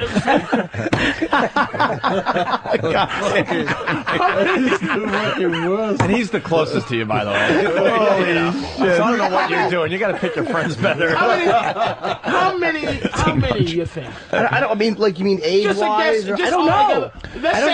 Let's say half. Yeah, 15 million. Half would be a huge number let's that say actually 15 million. registers and votes. That's way too 10 high. 10 million. 10 million. Yeah. 10 million black people vote. 10 million. Okay, let's That's knock that out of the way. A third? Okay. Yeah. No way. Yeah. So how That's many? a lot, but just say. How many white people does he need to win the presidency? A and shitload, is he but- gonna fucking get something 100 million white people? You're not going to get Democrats. Fucking vote. You're not going to get Democrats to vote for fucking McCain. Yeah, why didn't they vote for Hillary over him? The Democrats will vote for No, she's a cunt. for Obama. You know what I'm saying? The fact that Hillary, who was next in line, it was her turn, Yeah. and he came from out of nowhere and fucking beat a seasoned politician, and she was Bill's wife, and Bill was campaigning That's for why her. she's not likable. No one likes You're her. right, but I'm saying people like Barack Obama. They like him. Even people I know, I typically want Republicans. I like him. I want to see him win. It's like a lot of people. White people aren't just looking at it like, I don't want that boy running things. Really? Everyone. That's how I think a they lot look at of- it. But you're wrong. Not all look at it like that. And again, He's winning in Vermont. traveled all over the fucking world. I don't know much traveling, but as a comic, here's what you learn. There's only 3 cities in the country. It's L.A., Chicago, maybe, and New York. Out of only 3 cities where you walk outside in this country and it's like, oh shit, everybody's here. Yeah. And I gotta deal with everybody. Is that a Puerto Rican? Holy shit. I gotta know what they think. Arab? Ugh. But I got to deal with them. Hey, that's an Asian I got to talk to. It's only 3 of those. The rest are fucking retarded, man. I'm telling you. He had 85,000 people show up to see him in Minneapolis. He fucking won. They don't see many of them motherfuckers in Minneapolis. Yeah, they're all rubbing his skin. Here's what the thing is. He won Vermont by a landslide. Dude. Yeah, Bono could get in front of fucking crowds that big. You don't want him as president. No. He's transcended as being just a presidential candidate. He is now the cult of personality. He's got a fucking, he's a rock star. Yeah. So people that wouldn't even vote for him, that aren't even registered to fucking vote, will go out and see him just to see Barack Obama. They want to see the guy. But he's not just a guy who's said a couple good things. He's actually coming off as a good candidate. I'm telling you, you watch him when he deals with these questions. He's coming off as looking a little slick these days, though. He's not the ordinary, like, hey, I'm here for change. Good. He's like a politician now. He should be. He has to be. He picked Biden. Why does he have to be different from the rest of these motherfuckers? Because that's what he's preaching. The whole thing is change. I'm not a Washington business as usual. That's what politicians do. Yep. They tell you something, and then they lie. So ultimately, let me ask you this. Mm-hmm. Well, how many times is a president really affected? Jesus, faggot. Can't see that little faggot on me? Can't No, here's why I didn't throw it hard, because there was a little piece of ketchup sticking out, and I want to leak ketchup all over the console. Really? Would have been good. Yeah. Patrice then spills water on Jimmy. Patrice, no, you didn't. He just turned his head, and Mr. Graceful just spilled his water. I couldn't be happier if that was acid and it all went on me. That was perfect. How many presidents? Somebody, hold on, sorry. Mm-hmm. Is anybody out there who could bring us napkins? Thank you. Feminine. How many presidents really do you remember personally affecting your life? Meaning, I'm with you on that one. Do you personally? You said, "Wow, he said he was going to do this, and it was done." And boy, those 4 years changed my life immensely. But it's holy shit! Hip-hop He almost just slipped on the water that he came in to clean up. This is like a fucking what the fuck? It's a chain reaction of fucking dolts. Oh, Ron almost slipped. Thanks, Ron. That would have been funny to watch you slip right on your plucked eyebrow. Yeah. Why are you wearing an Everlast Blood, Sweat, Tears T-shirt? It's a nice shirt. You've never sweated in your life. Sure, every time he gets up to walk. Patrice, now the thing is, you cannot be affected personally by a president, but because he's affecting the nation, it affects you. So what president has ever been in office? I'll say Ronald Reagan has affected you. Has affected me personally because he had such an effect on ending the Cold War, things like that, which affects you directly. Wait a minute. I'm not talking about his fucking legacy and his moments. I'm not like the shit that makes you go, yeah. But that affects. I'm not talking about the I have a dream. You individually. We've had to deal with Russian strippers because of that motherfucker. They'd all still be over there in the Soviet Union. But I mean, in terms of what you're worried about Obama not doing for this country that affects you, what is he going to do that ultimately is going to mean anything? All right, when the assault weapons ban was signed, I wasn't able to buy the rifles that I wanted. And that bothers him. Well, it bothers me very much. Yes. Huh? He didn't do it. No, he wants to. The assault weapons ban expired, and Bush didn't re-up it, so now I could go out and buy a very nice fucking gun. Why aren't you upset with Bush for even considering that in the first place? No, why? he didn't. No, Bush didn't. It was Clinton. It was. Yeah. So why aren't you upset with that? I was, but now it's been canceled. Now I could buy. So you can't have your murderous machine. But when Obama gets in, guaranteed the assault weapons ban goes back in, and much more regulation on getting handguns if you can at all. This motherfucker doesn't want. You can't get a gun in Chicago.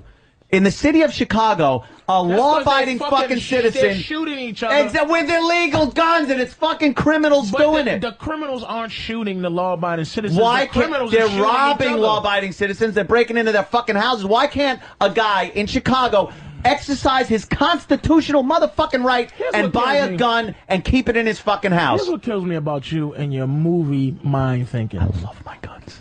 If you had a gun on you right now and I pull one out on you and said, give me your shit. I'd probably just give you my shit. You're going to give me your shit and your gun. Do you understand because what I'm saying? It's you. But no, I don't want to hurt you. No, I'm saying... I know you're not going to shoot me. If I'm a killer and I'm pointing a gun right at you... Silly fucking scenario. You're not going to fucking go, oh, wait a minute, I'm getting my wallet, and then make your roll to the left gun move, shoot in the stomach.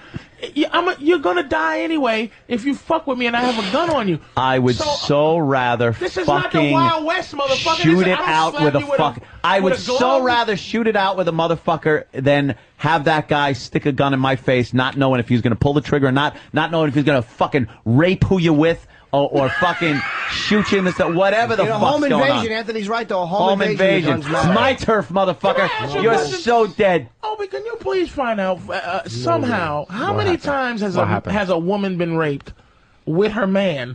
Like, all right. How about that's never happened? All right, never happened. What about the couple that was out and Newsom. 5 fucking black people, one bitch also comes up and Good fucking rapes the shit out of her. Rape him, kill him, chops his dick off, shoved it in his fucking mouth, rape her for days, cut her tits off. Tennessee. No, exactly. You don't even know where the fuck it is because no one's mentioned it. It should be. If that was a fucking black couple with 5 white guys, fucking be all over the place. He's absolutely right. All over the motherfucking place. Racism. Reverend Al be out. Everyone would be crying about this one. You never even heard about this. They chopped the fucking guy's dick off. They set them on fire. I mean, it was brutal. Chopped her tits off and after raping her for days. And all of them. Gang banging looking motherfuckers. What do they do to provoke this, though? Nothing. How can they provoke chopping your dick off and shoving it in your mouth? What do they do? Holy shit. You know, he's got to that one. God, yeah, there ain't much you can do to I'm kind of justify that one. And Jim Jeffries told a story on our show of how there was a home invasion. There was something, they all got tied up and something happened. There were white guys, I think, that did it to him, though. In England. That was in England. Australia. Wow. Australia, they don't allow black people there. But that called case Aborigines. you never heard of? He's Indigenous right. people. The fucking media will not cover that case. That case should be what's the everywhere. Jenna 6? There was a noose hanging on a tree. Jenna 6. We ought to hear about that fucking bullshit. Good luck. This is real deal. Did you say that bullshit? Pain. It was bullshit. The Jenna 6 case where there was just a noose. High school kids. Yes, it was bullshit. High school kids fucking with each other. Now, can I say, here's the problem. I'm gonna agree with you on this one. Okay, thank you. The problem is intrinsically. I wish I could, case by case, go, those fucking animals. Yeah, I know. But white people indict all black people. That's why black people can never have any sympathy for the situation, because you're not giving me a chance to go, that's some fucked up animal shit. You're accusing every nigga of getting ready to chop a white man's dick off and rape his girl. The thing that's is, the fear. after every repugnant fucking act that you have to look at, perpetrated by one group or another, I'm just saying, one group, let's say, wouldn't that group be looked upon like that? Let me put it in. But I keep saying, not every white guy. Look, you fit the profile of a guy that rides around and kills hookers. All right. Why aren't I going, here go this fucking hooker killer? Black people don't do that to white people, and we should size them up. I should size every tattooed up white boy. I should size Steve Carlisi as a fucking queer homosexual. Yeah. Exactly. A bear. Yes. A motherfucker that hunts black people down on a regular basis. I should just qualify him that as that, but I don't. But you don't hear one bit of outrage ever coming from black people when it's black on white. When it's white on black, you hear a tremendous amount of outcry from the other side. White on white. And that was the criticism of Islam. It's like, no, people think all Muslims are fucked up. We know they're not. But the bottom line is, it's the silent it's the not speaking up. And when a case like this happens, but I think if you ask most, but the media runs this whole thing. Yes. If you ask most, I can't condone what you're telling me right now. Right. The first instinct as a black guy is to go, well, let me go look at this and investigate this. I'll gather up the facts before I decide to make any judgments. That's when we get white. We get phony on that situation, but I can't condone that. I think that's fucked up. That's a fucked up story. Yeah. But black people don't get a chance to self-police because white people always making us be defensive and say "fuck you" back. You know what? But it's not always white people. Maybe black people sometimes should sell police better and don't. It's not all a reaction to whiteness. Everything black people do wrong. Our existence in this country, you got to understand. And I'm not making an excuse in terms of being a victim. But black people's whole existence is based on our relationship with white people. We don't have our own existence in this country. We've been free for 100 and some change, and we don't really know what to be. We're some new species of whatever, and we're trying to make it up as we go along. But our entire world, up to this point, has been based on our relationship with white people, what they think of us, what they do to us. That's why we sit around and you go, all right, black people, do your thing. We go, we don't really have a thing except for hating white people. Yeah. Our anger is our thing, and it's just based on the fact that, look, that's why I keep saying Jews are relaxed because they know who did it. They just, Hitler and the Pharaoh, that's their villains. Yeah. All we know is your skin. And I hate that. I hate that you're a villain because of your color, but you just are. And I guess we are too because our color to you, but yeah, but at that time, I would love to move on from the that thing shit, is, at that time, my fucking ancestors were probably wearing a little hat, fucking with a donkey, farming some shit in Italy somewhere. Like, what the fuck does that matter to me? Like, how am I involved? But in really, how that? am I involved in your fear then? If you look at it like that, why do you have that? You're not. But why do you have that innate white guy feeling for black people that you only colonial white people should have? That fear. You should be like, hey, I'm from fucking Italy. I don't have nothing to do with this. Because it's not. Except for a Mohr raped your great. It's an overall. I don't know if it's because I've heard a lot of black guys blame it on the media.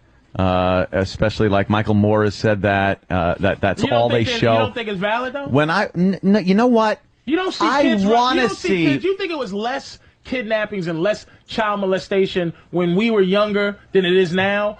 No, I think it's just more reported because there's more news. It's just fucking. You hear about it now. You never see kids anywhere. Kids don't exist. I don't see them playing. I don't see kids. They hide them. Is it because there's just a crazy pouring of fucking more molesters around? Oh, Uncle Paul. now I say it before he even says anything. Yeah, I'm Becky in the chat room.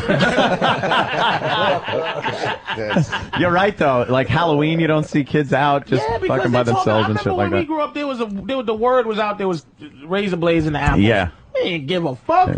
Never happened. That never really happened. Like a couple isolated cases. You know, like I'm saying, so yeah, the news that reports some nigga doing some animal shit is gonna make. But this shit here, look at. But this is what you guys do on a regular basis. See? Your white women kill all your kids. Yeah, they love put baby them in killing. microwaves. Why the fuck aren't white women before they go out the hospital? They have to take a psychological profile before you go home and murder your kids. As fucking crazy as black kids are, black women don't murder their kids. The living boyfriend does. Yeah, apparently they're like shaking how many them. fucking domestic violence beating cases where the kid's dead? You hear it all the time. Yeah, it's always a different way of doing the it. baby daddy or the boyfriend. Yes, you do. Their kids to death. Yes, you do. The baby daddy sometimes, or sometimes it's just the new boyfriend comes there and the kid's making a racket and they give him a little shake.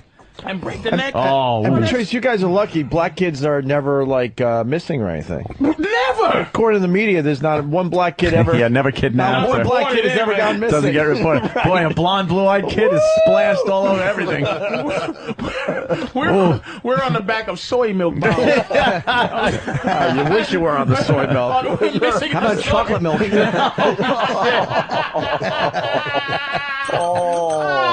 Oh, would that be so racist? God. Oh my God, would that be awfully racist? One thing I like about Opie, Mm-hmm. Opie has the pain. He doesn't have white guilt pain.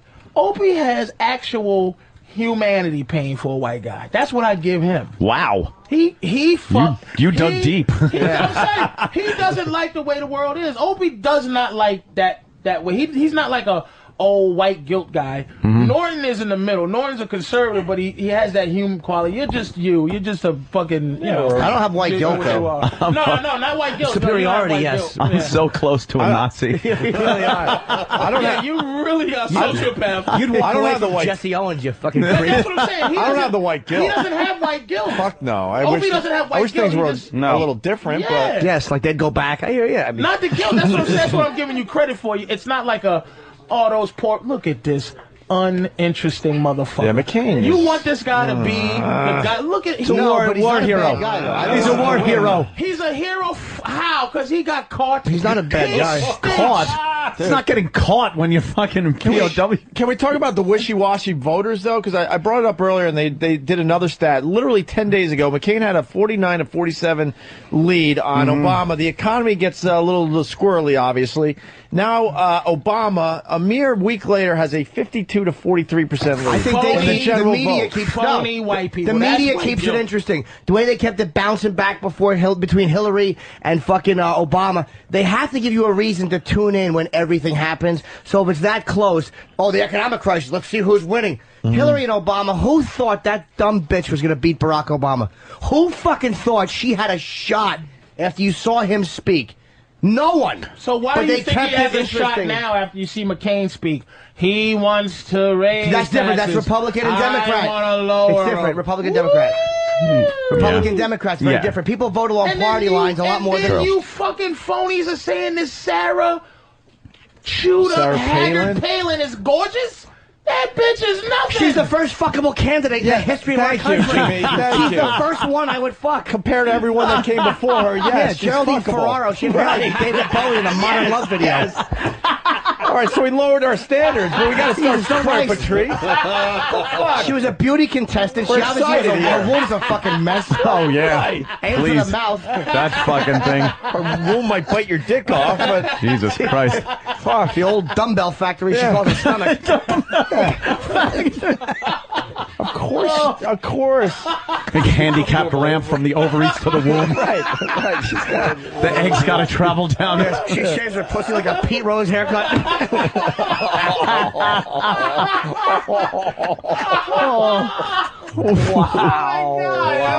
Oh, fuck me. Poor kid. Soft spot lasts till 22. It starts on the forehead and ends at the knees. She does pop him out, doesn't she? Oh, God. Enough. And that fucking Mr. Palin she has for a husband. This is just... Dude, he was on a merry-go-round in New York yesterday while his broad is hanging out with the world leaders. Yeah. How do you do that as a I man? would never let my... You're I on the would never merry-go-round be with all Mr. the other President. mothers and their kids. No. Oh, that's why Hillary couldn't win. Bill wouldn't deal with that Bill shit. would never be. Imagine him the knocking first around man the White House as the first man. He couldn't fucking... in his slippers, And he was the guy. Like, he was the boss there. kissing her goodbye when she gets on the helicopter. Man, fixing her womanly man bow tie that she had. Womanly man. He'd probably love it. Anything to get that twat out of the house. Yeah. He'd probably suggest dangerous places for her to Syria, go. You want to go meet with the Iranian president? Have a sit down. I think he'll be more. I think he'll be. Reenacts the scene from Apocalypse Now and throws a grenade in the helicopter. I think it'll be a better gesture if you just go by yourself. Now drive there. Drive. You think Bill? Drive from here to Syria. You think Bill secretly wanted her to lose? Yes. Yes, I think absolutely. so, No too. real man could go. I want think my so, woman too. to be the boss of the Have country. the job I used to have in the office. Nah. She'd be sitting at that desk and, yeah, honey, could I come in? I got something to tell you. I'm a little busy now, Bill. I'm dealing with Israel today. Can you go get me some him tea? to, like, tap her on the head and go, hey, yeah, good kid. Yeah. Like, Yeah. you know. But she still would be a woman because she would come in and go, oh my God, did you hear about the bill I just signed today? He'd be like, hey, yeah. Shut up. Go ahead, bitch. I signed plenty of those things when I was president. Exactly. I almost wish she would have won, though, just to know that the president's husband one time fucked a girl in the office she's working in. Oh, that's true. Right How on great the would that desk. be? Hey, what are you writing? Can you still smell her twat in the fucking cigar? How's that feel? Oh, that's You know true. what? She'd have to sit there. I stuck that fella that you dunk in the ink right in the asshole. I signed a bill with a piece of her shit. That would be. You know what? That's never been brought up before. Can you imagine that shit? She'd have to know every day she's working at that desk that Bill just fucking plowed that fat bitch on there. Yeah. She licks the tip of the feather. Like, hey, I wouldn't do that if I was you, Oh, bitch. don't touch that. I wouldn't touch that. She'd remember all the time she walked in and saw the door closed, and she'd just know he was getting it sucked. Yeah. Hey, Hillary. Here, hide in the closet. Quick, hide in the closet. Hey, Hillary, look at that picture of George Washington, right? You see the hair, how it looks white? Look real close to that left one right there. Look how it's pink. Look how it's pink. Put the blue light. I just like to put the blue light in the Oval Office. The black It's light. just glows everywhere. All the cum stains all over the fucking The fucking like a dolly picture. all over the eagle. Just everywhere. Just his cum everywhere. The fuck is that? Oh, shit. What did you do to the presidential seal on the rug? All in Lincoln's room as he's pretending every bitch he fucks is a slave. Just fucking dirty motherfucker. Of course he didn't want her to win. Of course. Any real man would be lying if he said, this guy, Mr. Palin, is a boob. Yeah. What a fucking idiot, man. Yeah, well, she's the pick. Mm-hmm. She would be president. And that's that arrogant if he white died. shit where he didn't even have to think about who he was going to pick because he knows he's going to fucking No, you're wrong. win. He's nervous and he's trying desperately. You're the complete opposite. He sees Obama as a tremendous fucking threat, a tremendous win possibility. He had to do something that appeared that he was also for change. And he couldn't get a same old person because Barack is this new breath of fresh air. No. Yeah, with that was a Biden reaction as to his Obama. vice presidential And that's candidate. what Barack did. It was very planned out, was to get a guy who had foreign policy experience, which but was also Biden. to give him that old white face they need, man. Yeah. It was also foreign policy experience because the biggest criticism is how is he going to deal with overseas when he just doesn't have foreign policy? So he gets a Democrat. And you're right, it was smart. Like JFK got Lyndon Johnson, an older, more respected Democrat. That was a fucking smart move. For self-preservation, you should have gotten someone worse than he is, as far as the middle American people think. Has there ever been close to being a black leader in England? Like even close? Not even close. No. Exactly, and they don't have the same history we do. So who's the common denominator? But they've had a woman though. I mean, fucking Thatcher. Maggie Thatcher. Yeah, what about Thatcher? Yeah. Barely a woman. She's crazy now, right? She got Alzheimer's or something?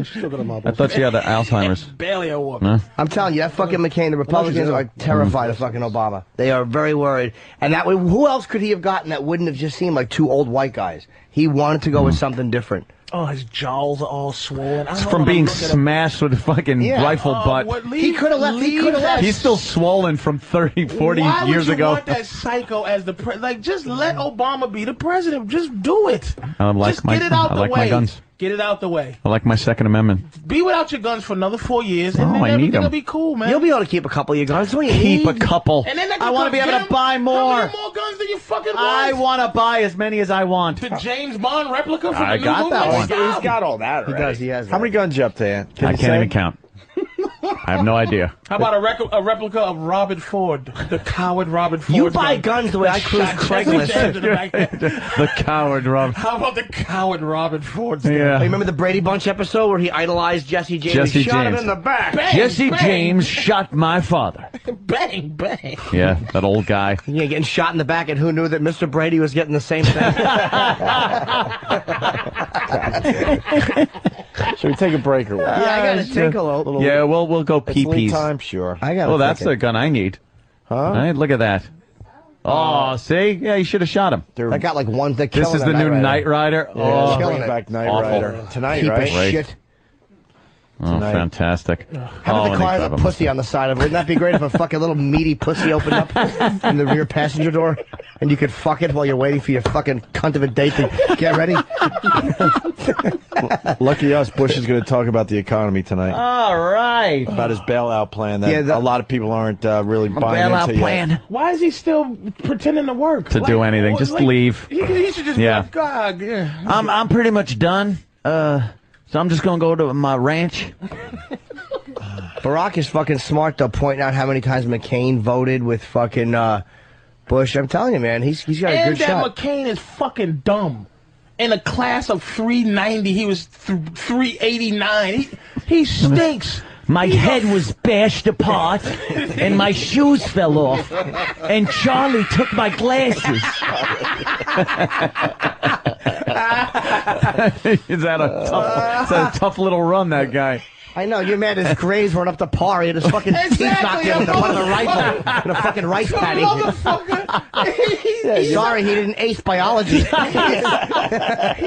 a fucking talking about qualifications. He's just an underachieving. But he's a good man, McCain. He's not a fucking bag of shit. Who gives a fuck what he's a good I'm nothing? saying, Like, there you go, white people are like, oh, he's just a good Joe. Well, fuck him. But I mean, he's a hard guy to attack because you can't attack him the way you would attack Bush. It's not a white guy thing. The fact is, McCain is a war hero. He's not a piece of shit. He's not a war hero. He got caught. Well, all right, he's a war guy. All right, maybe he wasn't the best. He could have signed a confession to war crimes and left, but he stayed with his guys. He could. You're right. He could have left immediately because his father was an admiral. Hero. Let me tell you. Hey, this. Let me tell you a shitty country hero. The Puerto Rican in Iraq. Right? Oh no, in Afghanistan. He gets shot in the head, and before he gets shot in the head, before he dies. The fucking insurgents throw a grenade in the room. His dying, shot in the head self crawls on top of that grenade and saved about 5 lives. Yeah, that's pretty good. That's the soldiers and have been doing wait a minute, and he was up for the medal, the Medal of Honor. Yeah. And this shitty country denied him that. Why? Why? Why did they deny it? Five. That ain't good enough for the Medal of Honor? Exactly. Holy I want to know why. Five people in a whatever they call a panel decided that was not qualified enough to get the Medal of Honor in this country. Maybe he was fucking. Maybe he was giving information to the Taliban, and it was an American that threw the grenade in, and he fell on it. No, the whole thing. Omar. The whole fucking thing was it was his grenade. It was a whole one of those fucking gunfights. They fight and they threw it. He got shot in the head, and then saw the grenade, crawled on top, got blown up. And then they wouldn't give him the medal. That's this country, and you call McCain a fucking I want to know the details of that, though. Yeah, I heard he thought it was a hubcap. Oh, God, what? You know. Oh, my God. All right, maybe hero, but McCain could have got out and left his guys there, and he didn't. He stayed voluntarily in a fucking prisoner of war camp. I mean, there are plenty of heroes coming out of the war over there. That's for sure. There really are. I mean, there's like these fucking guys doing shit that you would never dream of being able to do. Hey, McCain. Hey, man, we're gonna come get you out of there, Murdoch. Murdoch. I'm coming for you. I'm coming for you. Murdoch. Ah, fuck out of here. Oh, Sly. They drew first blood. You with me? They drew first blood. Fucking piece of shit movie. Did anyone see the last one? Yeah. Did you see the Rambo? The last Graphically, graphic violence. I didn't see it. Wow, children getting mowed down with machine guns, coming apart like chopped meat. It's fantastic. Was it a good movie? An old slide. He's got like 8 lines in the whole movie. Most of the time, he's just got a mug on his face. Yeah, take the boat up the river. It's funny, taking HGH in fucking Vietnam. Nothing. Stupid, trying to go highbrow. Asshole. Got what I deserved. Why don't we take a break? Bit wrecker. Should we take a break? I do have to pee. I want to thank Gavin for the participation today. It's been terrific. Hey, Gav, you haven't said much. You're a big man. Colorful names. What can I say? All right, we're gonna. What were the code names? What was the code names they were using?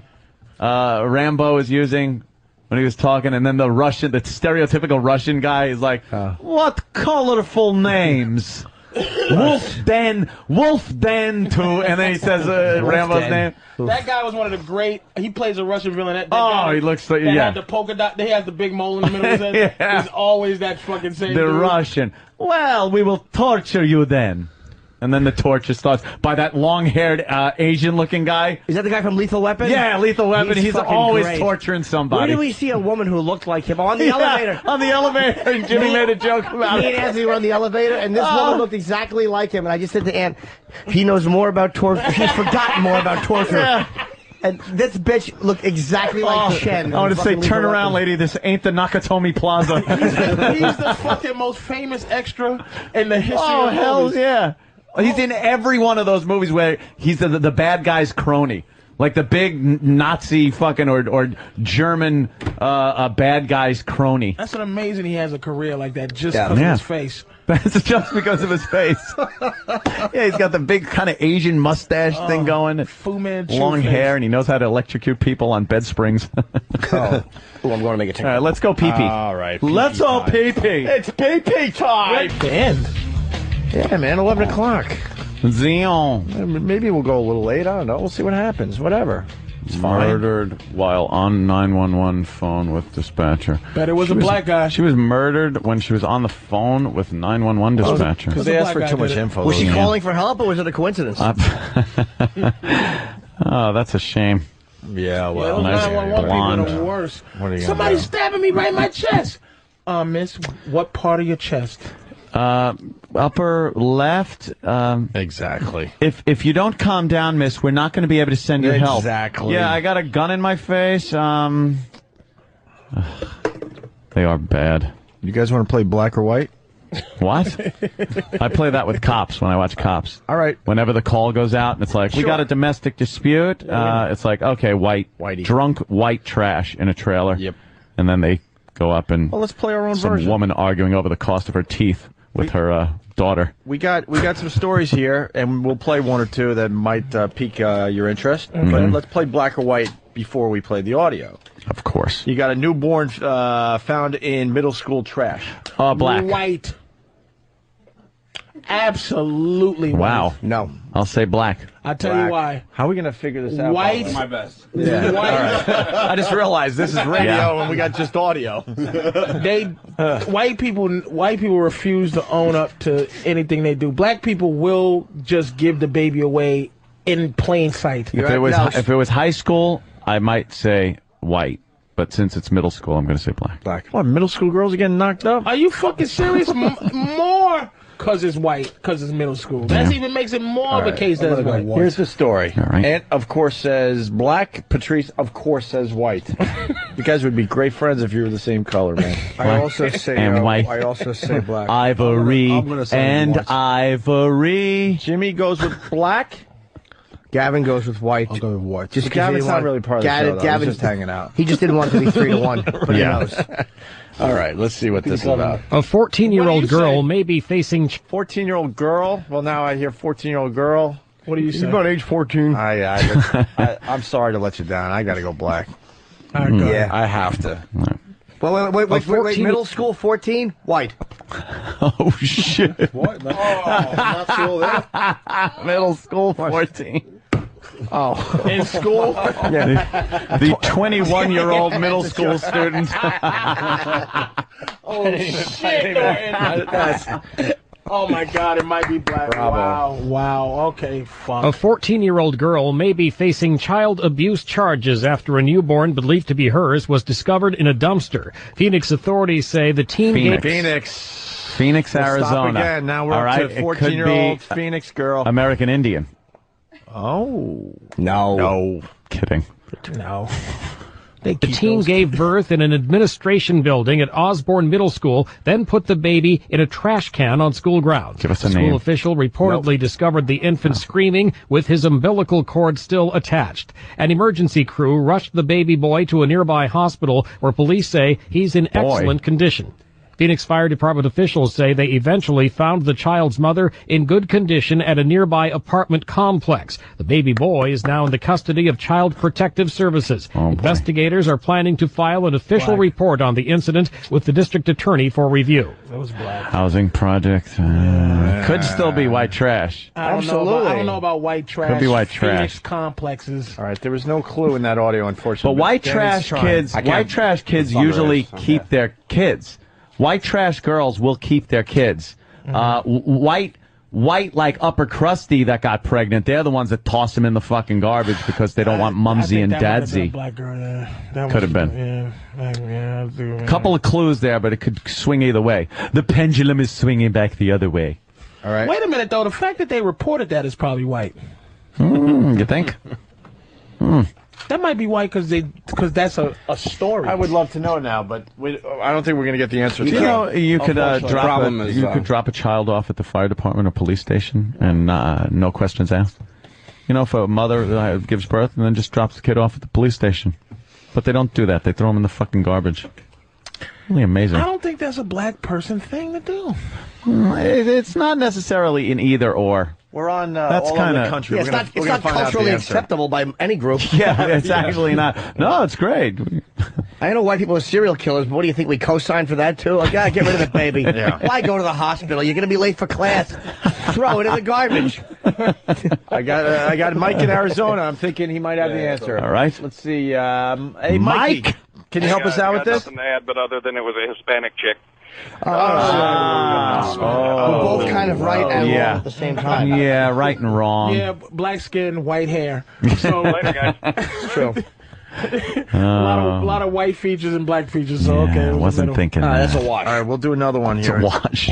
Family dog finds severed kid's foot. Absolutely white. Well, how did it get severed? The father did it.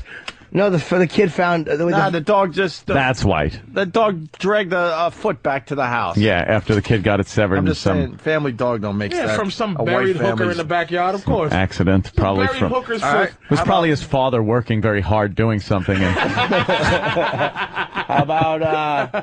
How about girl loses hand in jump rope accident? double Dutch or regular? Of course it is. It has to be double Dutch. You gotta know if it's double Dutch. Double Dutch or regular one rope. Oh my God. Oh wow, this is a cool story. I mean, I know we're sort of playing black or white, but this, wow, I just got more detail in this. This is a good one. Listen to this. 6-year-old Erica Ricks can hardly believe how many stuffed animals strangers have been sending her at her Los Gatos home. This one came from the hospital staff. They helped take her mind off her cast after a rare and horrible accident. Oh boy. My hand came off. I just screamed and then she stopped the car. 2 weeks ago, Erica was in her mom's car coming home after a soccer game. She was dangling a jump rope out of the window. I wanted to see it go up and down because I thought it was going to fly. But suddenly a freak accident occurred. Kids are She stupid. was screaming and screaming, and so I got out of the car, and at her window that was just cracked about that much, the remaining part of her hand was, and most of it was gone. There was so much blood that I was just afraid to let go of her. Wow. Listen how this went down. Oh no. Good Samaritan stopped to help. It turned out one end of the jump rope got caught in the wheel's axle. Since Erica had the other end wrapped around her wrist, the force tore the little girl's hand off. I said, "Where's her hand? Where's her hand?" And a lady, I believe it was Pat, said, "It's here. I'm standing over it, and there's a rope attached to it." Some good Samaritan guy puts down his pants. Erica barely remembers being I'll bring rushed it to to the Stanford hospital. Hospital, where she spent 9 days in intensive care, with surgeons trying to attach her tiny veins after the crude amputation. And it was a 10-hour surgery. Now Allison says there's hardly any room for all the get-well cards and toys, and the family is overwhelmed at the strangers who are fundraising to pay their enormous medical bills. We hear about all the negative and, you know, the economy, it's depressing, but people out there are good. She's worried about and the want to economy? help, It's a and little I'm kid that saying got its hand ripped off. Of course She says people are it's going proof to something help. good can come out of something so awful. Yeah, even awful people will probably try to give a hand back if they find it on the side of the road. Yeah, but Lehman Brothers, nigga. Yeah. Fucking price of gas? Fuck you, kid. Shit. That's what people are. My mortgage, motherfucker. All right. Damn. You want to go? Oh, that was a horrid story. That's- God. You want to move on? I would gladly have sold that hand back. Give me $500 for the hand. It goes in the fucking trash compactor. You want to hug her at the graduation? $500 for the fucking hand, lady. All right, we're playing black or white. I got the next one, okay? Okay. Daughter Here we can go. have a blue hand for the rest of her life. Is this black or white? Okay, black or white. Racist Obama flyers left on driveways in New Jersey. Jeez, I'm up in the air on this one. Yeah. All right, well, that was my attempt at humor. All right, here we go. Porn in car leads to man's arrest. That's white. White guy. White. Hair thief cuts off woman's ponytail. Oh shit! Oh, wow. Let me think. Fucking Yeah, boy. well, I'm giving you three choices. Then we can play black or white, or man arrested for subway upskirt pics. That's gotta be white guy. Of course it is. White guy is a fucking pervert. So you think the upskirt pics is white? Sure. Hair thief cuts off woman's ponytail. Where are we at with that? Probably black. That's too strange to be. That's that is weird. A weird white Just guy take the money. I gotta say, I think that's white guy. I think it's white too. I think you're white all around here. Goes with the crazy white thing. Yeah, you want to try that one? Let's go with that one. So now every woman that has a ponytail, watch out when you're around white guys because they will cut your ponytails off. Yeah, white guys are creepy like They're that. crazy. Creepy shit. Why, Yeah. what do we do? Creepy white guy. We begin with the search for a man accused of doing something pretty strange. Strange indeed. He cut a woman's Strange indeed. Yes. Well, strange indeed. Map. Exactly. Dopes. He cut a woman's ponytail and took off with it. We spoke with the victim late this afternoon. I wish I could have my long hair back. Christine Rippin just doesn't. Enjoy your Dorothy Hamill hairdo. Nice one, Uma. You motherfuckers are just awful. It's just like Uma. We call her Uma. Uma Pamaraju. These stupid Hey, haircuts. Mrs. Marsalis Wallace. That fucking hair.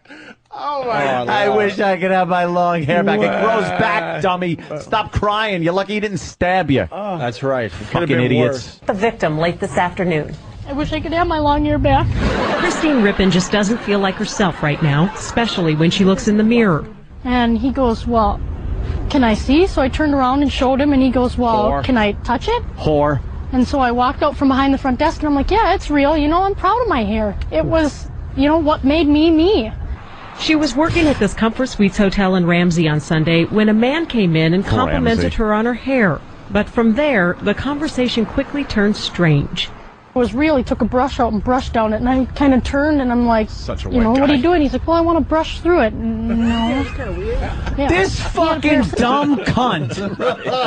Stay behind the counter and give the idiot a room. And can I tell you why another reason it's a white guy? Why? Only a white guy could get up to this part of the story. Yes. Like, Right. the story's over if this is a black dude. It's like he came close to me and I stabbed him with my fork. Yeah. Hey, man, I really like your hair. 911 emergency, can I help you? Yes, there's a Negro, and he's asking about my hair. And then we had coffee, and then he brushed my hair. We went again. I out. didn't know. He fucked me in the ass. We were in one of the rooms that were empty. Yeah, then he cut my hair off. You knew it was a problem, though. You knew if it was a black guy, she would have said. Then he pulled out a pick. Yeah, it was a brush. It was a comb. Miles S. from Brook, Minnesota. He's trying to, make sure this bit continues. What's wrong with the hair we got? Yeah. It looked pretty good. Auburn. Blonde. What's some of those other hairs we got? Strawberry. Strawberry. Permanent. Straight. Body wave. Updo. Crew cut. Mullet. Crimp. Chopped meat hair. Chopped meat. Burn. I want to brush through it. No. Heat roll. Yeah, he had a pair of scissors. And it took him 2 seconds to cut my hair off. 2 seconds. It took him fucking 20 minutes to brush it. And you know how long 2 seconds is? Seriously. You got to see that. Scissors coming at you. What, one swipe did it? This dummy should have fucking stayed behind the counter. She was trying to fucking... She's probably not that attractive. She probably has this long hair that she thinks is very attractive. So when the guy comes up and starts complimenting it, she goes, here's my in. Yeah. So she gets out from behind the counter. She's letting him brush her fucking hair. Is that her? Yeah, exactly. Okay. Look at her. See, exactly what I pictured her looking like. Yeah, it's She's not that bad, though. Exactly. That's what I mean. And that's why she came out. She's working at the fucking hotel desk. Some Comfort Inn. She's just watching people fucking fuck. It's not her. And that's a black girl interviewing her? Yeah. Yeah. Just looking at her like, you dumb cracker. Yeah. Meanwhile, that's a weave on her fucking head. Don't tell me that hair is that long. That's another way. If it was a man cut the hair off a pony, you would have known. Yeah. A man took her hair just by grabbing it and pulling. She had a relationship And it took him with 2 the seconds attacker. to cut my hair off. The 20-year-old has since quit her job, saying she doesn't think she can deal with the public anymore. Shut up. Because I can't go back. He knows that's where I work. You don't have hair anymore, dummy. He knows that's where I work. I can't go back there. What if he... You're safe for 2 years. You wash your hair with Miracle Grow, you fucking hypersensitive cunt. You're so right, Jimmy. Put it in a bun. The safest place is to stay at this job Absolutely. He shaved off my pussy hair. Right. He has to pull down my pants. Right. Yeah. You know, he knows that's where I work. I can't go back there. What if he comes back? What's he going to do next? Well, then we Now, can police say they have images of Eyebrows. the man on surveillance video, and they believe he's done this twice before. As for why he's stealing women's hair, police aren't quite sure. If he's caught, he could be charged with theft. Could be. How about assault on somebody? Weird. And here's the fucked Yeah, up that thing: seems is how like racist assault. the country is. They're not even allowed to even describe if he was. Yeah, black, describe the motherfucker. They're not That describing might him help. in any of these stories. That's Do you know the point whenever we're they making. whenever they describe a criminal on the news, black or white, is such an easy way to just have everyone not look at a certain class of person, a certain fucking ethnic background, just anything. That's white people being guilty, by the way. Yeah, no They're shit. so afraid of saying, "Oh, the black guy." There's too many fucking phony Mississippi convictions that they feel guilty to say, "Well, the black guy assaulted the way." Just say, It's so, you know. the man had on a red shirt and a green hat. Okay. What did the man look like? Because that he can't change in the fucking bus stop. Yeah. He changes clothes, bus stop.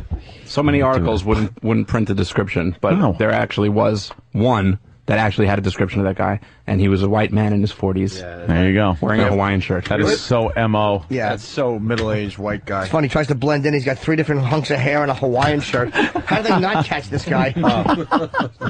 They're continuing. Beehive. Beehive. Princess Layla. Buffon. Princess Layla. Bun. Bangs. All right, Said bangs. one more, or maybe 2 more. Man arrested for subway upskirt pics, or porn in car leads to man's arrest. Both white. Porn in car is probably black because the guys like the escalators with the fucking 30 TVs in them. In the fucking back With porn of the, playing through the windows. Yeah, that's I've probably seen those. fucking- Yeah. Well, this guy had I would definitely DVDs and magazines in the back seat. Oh, that might be. Oof. I'll What were they? That's such a White guy. That's such a non-story. It's got to be a white guy. White guy. And he also, then the guy says he claims you really had to be looking into the car to see. Also, So well, he's arguing the there's some- point that could be black guy. There's some It could suspicion be an there. illegal Negro tint. Yes. Yeah. An illegal and tint. what you were saying about the DVDs and stuff like that. And the fact that he was arrested for that. Ah, yeah, white guy probably be able to talk his way out of it. Unless it's child porn, it's just fucking porno. It might be a black I guy. think it might be black guy. The only regret I do have is probably having the Barbie doll up on the dashboard. Being White guy. topless, maybe White that- guy. white guy. Look at us we were trying to turn it into a black guy. Yeah. Trying to sell it. Just the fucking, but it's a white guy MO. I shouldn't have had the Barbie doll up on the dashboard. Should have put it in my ass where I Being normally keep topless, it. Maybe that drew some attention. I don't know. Attention to what authorities say was eye-popping pornography. That 47-year-old Robert... What makes eye-popping pornography? Oh, well, Besides just regular pornography. Bukkake does. You ever see the girl's eyes after they're done? They're popping out all red. him with a thumb and ponytail hair up his asshole. Martin illegally had on display inside his '89 Lincoln. I didn't think that possessing porn inside your car in the back seat was on public display. It was a mixture of pornography, a Bible, a cross. It was all laid out perfectly. Christy Ostrander works in the New Jersey Welcome Center at the busy Ocean View Service Plaza on the Garden State Parkway in Dennis Township. Nobody should have to really be exposed to that. Well, He says it was in his car. In his back seat. Don't be looking in the guy's fucking vehicle. Holy shit. This guy's a creep, though. He is a creep and should be fucking shot. But I mean, I work at the New Jersey Welcome Center. And I don't want to be seeing that. What is that? Someone dabs dog shit under your nose so you get used to the smell. Hey, look at that ugly bitch Fucking who's Jersey. offended. Yeah. Ugh. Ugh. Ugly women are the scorn of the earth. comb over. This guy's got leopard skin fucking seat covers. What a ghoul. Look at this fucking... Oh, look at this brutal linebacker that's offended. He is an ass. really be exposed to that. She says people began complaining a couple weeks ago after spotting porn DVD cases and magazines on the seats and center console, along with that topless Barbie, even women's underwear. There was a thong on a gold platter. On a gold platter. Gold platter. This guy is fucking creepy. I don't know who I hate more. He looks like he rides a unicycle and plays the guitar at the same time. He's got the fuzzy dice, too, on his rear view. What a douche. This guy rocks. Look at this guy. Look at all the shit he's got. Yeah, he's got wacky stickers on his car. He's got, like, fucking... And this is the thing, look at him. This is a fucking murdered hooker waiting to happen. Oh, yeah. Yeah, we're pitching, and they probably saved a few lives. That guy's a problem. He's going to, like, step up to the next level here. It was not on public display. It wasn't a public shrine. New Jersey State Police arrested Martin, who's from Dennis Township, early Wednesday morning and charged him with maintaining a public nuisance.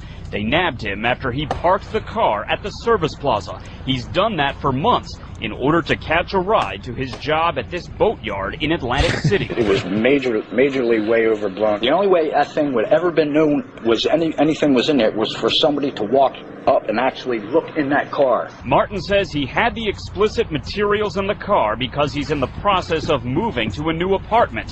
He was released after posting bail.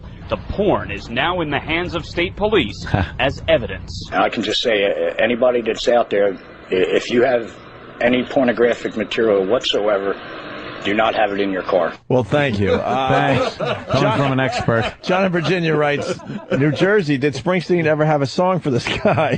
Going with the thing we did yesterday. And also, the helicopter. Who came? Luke. Right on, Luke. All right, another white guy. So we'll do one more and then get out of here? You. All right. Man arrested for subway upskirt pics. This is so white, it's not even funny. This is a throwaway. This is a weird white guy. Strap hanger turns the tables on a man who allegedly took very private pictures of her in a subway station, and she told her story exclusively to CBS Tuesday. Exclusive. Like all the networks were like clamoring for the big interview. Right. Please. Fucking. We got the chick who fell for the mirror on the shoes trick. Right. Talking to us. Fucking shoe mirrors. They used that exclusive thing way too loosely with the fucking news. CBS 2's Dave Carlin. This woman who asked not to reveal her identity, you're going to hear in just a minute, says she was walking upstairs at the Dyckman Street station in Inwood. That's when she noticed someone behind her taking pictures of her skirt. She decided to fight fire with fire, in this case, photo with photo. And I said, oh my God, this man is taking pictures of me. I went in the train and I walked over to the last car and I sat down, I prepared my camera. What did you say to this man? That's what I said, smile because I'm going to the police. Smile. Yep. Using the photo taken by the woman, police found and arrested 36-year-old Aaron Oliveri at another subway station. He is charged with misdemeanor, unlawful surveillance, and attempted sexual abuse and harassment. White guy still. Should have erased his pictures. Italian. What a dummy. Why not just delete the pictures of the camera, you fucking idiot? He wanted to have them. I don't blame him. I need these. So hard to get rid of them. She sound like some squatty maid. Yeah, something going on there. Oh, boy. Can I touch it? I want to touch it. Linger. Years. Oh, shit. I guess that's it. And that is it. What do we do? Line of the day? Yeah, let's do the line of the day. Line of the day. Get the fuck out of here. Brought to you by what? Carbonite? Yeah, but first, Patrice Stress Factory. Patrice. Thursday, Friday, Saturday. I'm going to call Vinny up and ask how tickets are going for you. Thanks. I'm going to write him right now. Maybe he writes back. Patrice is as funny as he hates white people. Like, as much as Patrice hates white people, that's how funny he is. So go see him, because he's fucking hysterical. If he's listening, you should call the show. How are Patrice's texts going? Hey, how are you guys? When are you there? Thursday, Friday, Saturday. Thursday, Friday, Saturday. You should go. You know something? I really should. And you know what? You will learn. Saturday. Why don't you bring that date? Oh, yeah. Why don't you bring Jill? Why don't I bring... That could be a little touchy. Yeah. Yeah. I'm going to need you to come by yourself. I would need one of those Men in Black memory erase things for it. That's what men really need. Those. Oh, what a great thing! Oh. And it's fucking funk. You really should go to a Patrice show. I went and saw him at Comics, and you learn that black people do behave, and they're not animals. I never said that. And you see like black people looking like white people do when they're in a comedy club. I don't It's really weird. What is wrong with people? I never make statements like that. I base people. I judge people individually. I always do. I don't like gangsta motherfucker criminals. What's wrong with that? Am I so fucking wrong? I don't like when gangs of fucking people cut off other people's penises and put them in their mouths and rape their girlfriends for 4 days, 2 days, whatever it was, cut her tits off and that. That I don't really appreciate. I don't like when homeless people bash fucking tourists over the head with cobblestones and then run off with their valuables. I don't like people getting pushed on subway tracks. That's things those are a few things I don't like. That's all.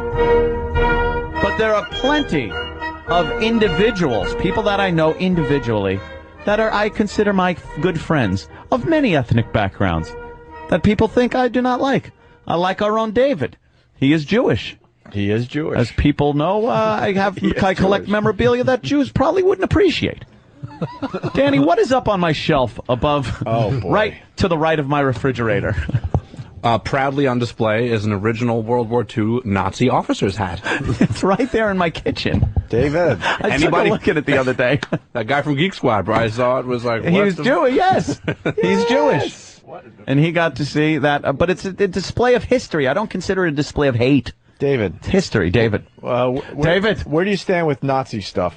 What do you think about Nazi memorabilia, collectible items from World War II, from the Nazis? They're collectibles. What do you think? Like, let's say the officer's hat, a genuine Nazi officer's hat on display at someone's house. What do you think about that? I'm not down with that. You're not down with it? No, definitely not. Why? Like, what if you're just a fan of the era? Like, World War II is a time when the whole world had to fight tyranny, and then it's just, it's like souvenirs. Nah. No? Not for me, no. What about swastika flags? Flags from the Third Reich? That's even worse. Why? It's part of history. Why don't you just collect hoses from the 60s?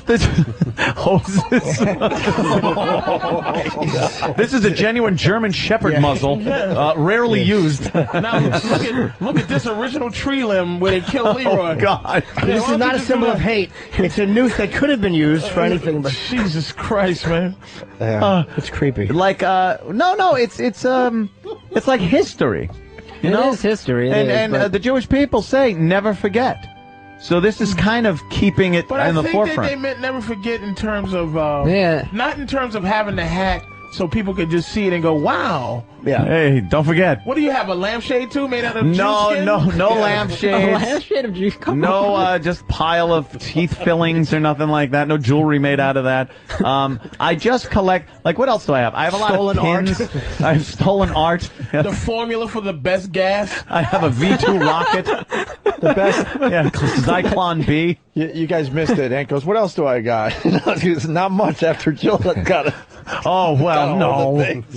Did Jill did she steal your autograph copy of Mein Kampf? Mein Kampf. Imagine having that. That's all she left was the Magnum condoms and your fucking Hitler hats. Right. That's all that's left.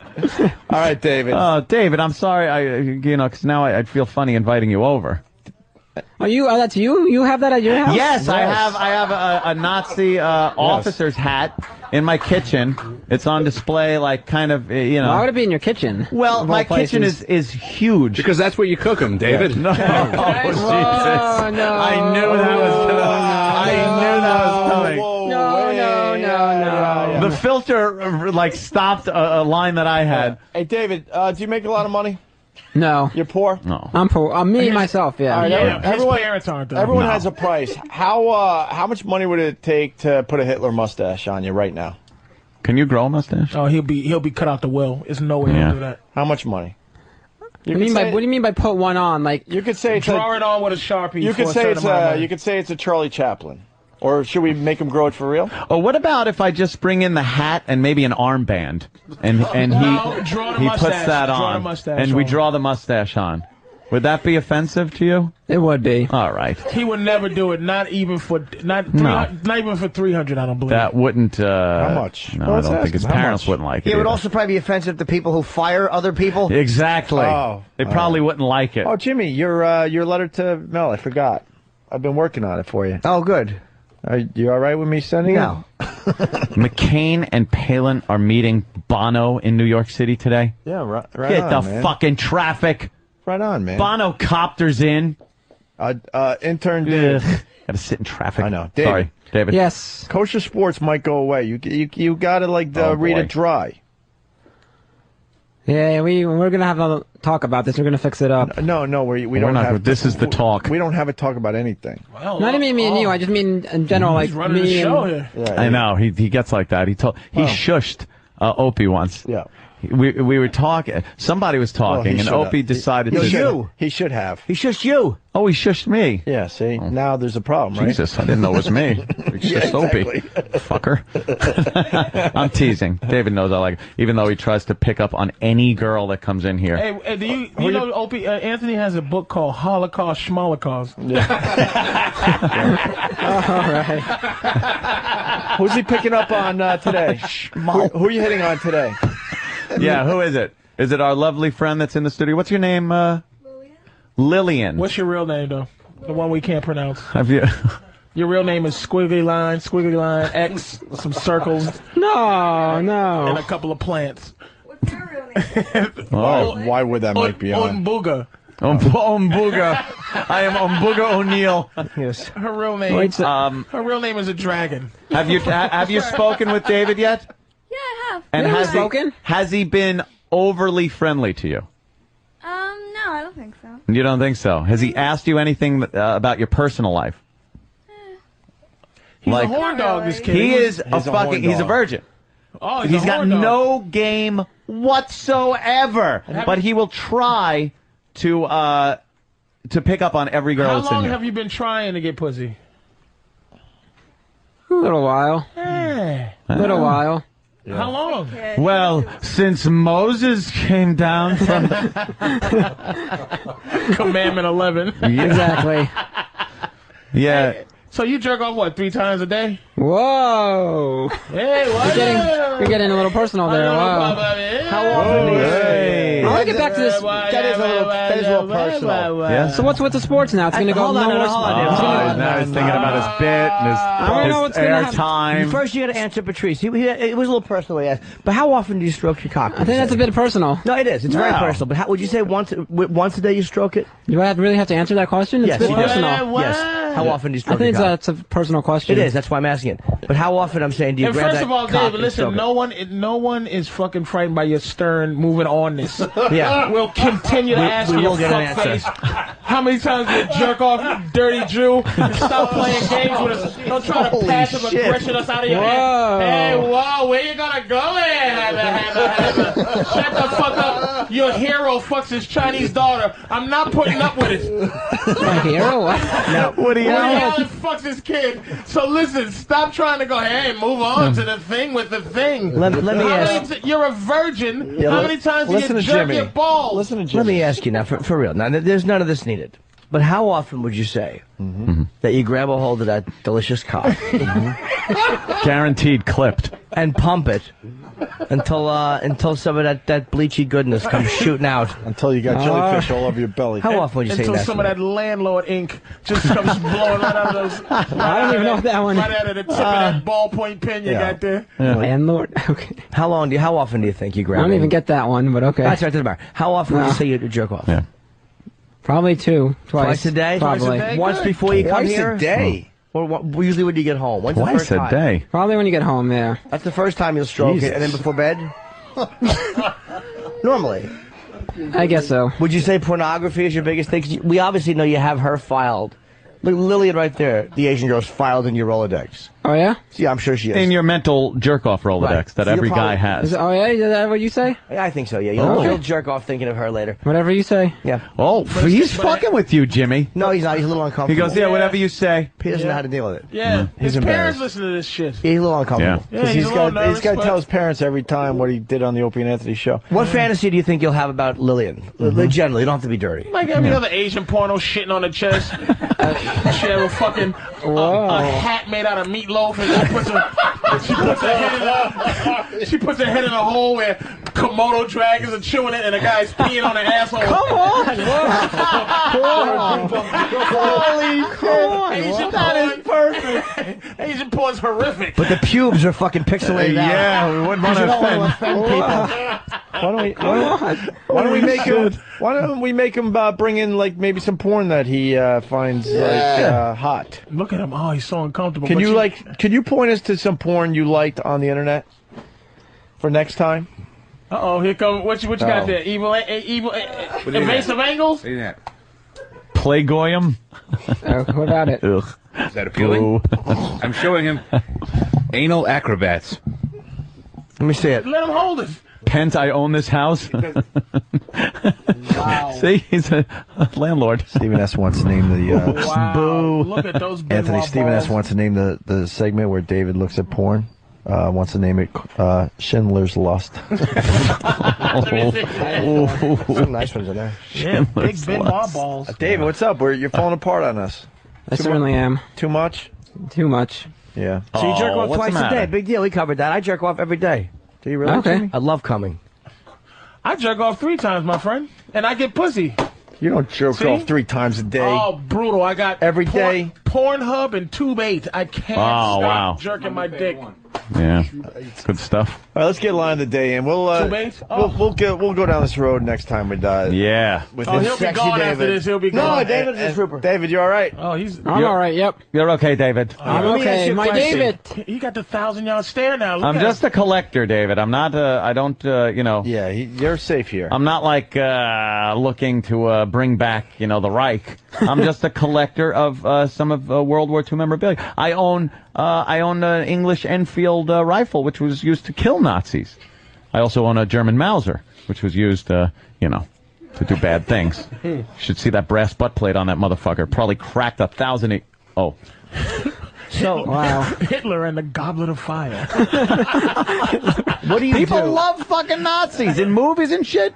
No one Who likes doesn't like Nazis. I don't know them? if They they love love him in the movies, like in love Indiana putting him in Jones, movies. video games. they're good People bad love. guys. They're great bad guys. They're out-of-date hero. They're out-of-date villains because they're not even on video games no more. They're like the easy level. They were like maybe 5 years ago. I guess were very popular. World War II fighting games though. Oh yeah. When's the upgrade? The Call of Duty coming out? Tomorrow. No, tomorrow. No. November 11th, I do believe, is the 11th? release date. Oh shit. When's the? When is in November? It's not that day. Oh. Lordy, Yes, sir. I might have had to not go because because Major Wood. No, he's got I about need 5.5. to, get that game. You don't think he's packing? No, I know he's Anthony, you not. think he's packing Major Imagine Wood? that as an excuse. I had to play a video game. Oh shit! I fully expect it. You think Dave- Are you kidding? You think Dave is packing Major Wood? No. There, I think, is a giant cock in those No. pants. No. Just a retard cock. Guarantees packing. That'll a monster. never get used. How big? 5? 5.5, you said, right? Yeah. Yeah. No, he's telling the truth. That's not bad. That's What almost is it, six. though? It's not bad for a child. For an adult, it's not Is it good. fat? No offense. So let me ask you, what do you do with your free hand when you jerk it off? Do you touch your balls? All right, all right. fair question. All right. I think we reached the point. He just fantasizes. He's got a roll of quarters and he's jerking that. No, do you? Oh, I'm kidding. I think we reached the. No, we haven't. No, Do we- no. I think so. No, we haven't. I think so. I know you do, but you'll answer. So Oh, no. Oh, no. When I jerk off, I'll use my other hand to kind of play with my nipple a little bit. I didn't want to know that. But I do. I do. It helps. I didn't want to know Your that. nipple ring? You bet I do. can't. I love my nipples licked, but I can't bring myself to flick my How own nip. silly would you look? I just. And I brush them like this. I love. No. I love a bitch to lick my nips, but I can't bring myself to play with my I brush own them nipple. gently. I don't play with Patrice, I'm them. with you. It just seems creepy. I just can't. There's nothing I can do with my own nip. It's just I can't It just do helps it. me focus. All I can do is completely. You know what? But the fact that God bless the internet because you have the mouse I'm a master at using. I become ambidextrous because. Oh, of, right. You got of to lefty the mouse. No, you got lubricants all over your right hand. You can't touch the computer. I actually have to move the mouse pad to the left. Listen, I'm a master at squeezing the lube between my elbow. Jesus. And between my elbow and my forearm and my bicep and holding my hand. It's like Popeye opening a spinach can. Squeezing it. Fucking no fucking residue anywhere. I wrap a piece of toilet paper around the lube bottle, unscrew it righty, dump in the right hand, jerk righty, and then fucking move the mouse lefty. It's fucking perfect. Wow. But sometimes you gotta move the whole mouse pad and the mouse to the left so you don't fucking bang the keyboard. Do you always lube or do you go dry? No, but when I do. You go dry sometimes? Why not? Dude, that's for the quick. That's for the quick. I want no mess. Silicone, Jack. I fucking got professional jerk sauce. If you just want to get done and get it over with, dry. Yeah, because then there's barely any cleanfuck. I go. Come in a sock, throw the sock away. You can do it dry if you're not so angry. Yeah, right. You fucking have the ability to actually come without some wacky fucking. You guys dry. I've never done that. Because you guys are angry guys. If you're not angry, you could get the right. How do you lovingly jerk off? I don't understand what you're saying. I jerk dry and with no porno, just with my mind. You use your jerk file? Just the jerk file and my fucking hand. It's David's turn. How do you do it, David? I think that's a bit too much. Wow. What do you do? Come on, we all just share. Let's go. Share a little. How does do you use lube or no lube? I don't use lube, no. All right, so you jerk dry. Yep. You jerk dry? How do you? What do you do? Jerk dry? There's no real slide. You just kind of like moving the fucking skin up and down with your fucking. No, you're not sliding or you'll rash. I gotta be honest, man. I'm dry myself. I use. There's a great one. It's I'm sure there's great lube. I've used lube before. Cocoa butter skin cream is fucking fantastic. I've used lube. How can you jerk off without lube? That's like a dry I can do pussy. both. That makes no sense. No, you don't. You're not sliding your hand up and down it. You're just pulling it. Grab. I've never done it. I'll actually grab the head sometimes while it's soft and just go like that, and it's almost like I know what you're talking about. Like I'll basically just assault my cock. I don't understand this. It's like take thumb and forefinger, hold thumb and forefinger tight, and then just It's like I'm trying to roll. give it a jiggle, give it a crank. I'm playing Yahtzee with my dick. Yeah. Maybe because you've not got a foreskin, I suppose, as well. I'm telling my dick everything's going to be okay. Are you circumcised? Why? Yeah. I'm circumcised. You're uncircumcised. Yeah. So I mean, for me, it's brilliant. Yeah, because you got that fucking pug face just coming up and down. Pug face. Fucking fiber. I love it. Fucking Loch Ness monster. That's perfect. That little meerkat coming peeking up. You guys are just too angry and you're trying to strangle yourself. What do? You classic jerk off? Yes. What do you? Jesus, Pavarotti dick. It's just chink, chink, I chink. fucking slide my hand up and down my dick. I've never heard of a angry dry man. jerk. Wow, I can't believe you haven't heard of a dry jerk. I've numbed myself. My fucking dick has a sensitivity of a diabetic's ankle bone. Fuck! That's who that English kid from that show looked like. Is Pat from Unaki. A little bit. Yeah, sure. If Pat was gay, yes, that's true. David, do you play with your nipples or not? Do you play? No, what do you do? Do you play with your balls? When you jerk, do you have the one hand on your balls? You ever stick a finger in your ass? No. What do you do with the other hand then? Just leave it straight out? With a mouse. Yeah. The mouse or the magazine or whatever? Yep. Pretty much. He writes checks. David, can you show us or what? Show us the technique. What, too much? What happened? Yeah. We got to do line of the day. Half the stuff isn't going to make the replay, unfortunately. Yeah, it's way too fucking good. Wait.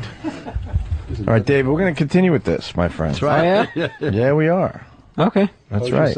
And we're going to get to the bottom of why you're a 26-year-old intern. I did not forget, my friend. There's nothing to get down to. 26? You're 26. There's nothing to get down to. It's just that I am. And you're a virgin?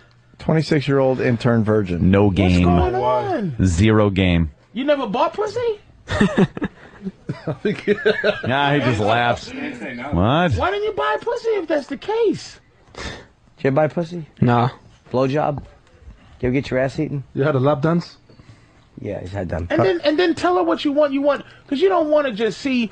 The problem with buying pussy, man, is just the lack of intimacy. Just tell her you want to be a little intimate. You want her to hold you and pretend to like you. It's called GFE. If you're on Craigslist, look for GFE, girlfriend experience. Yes.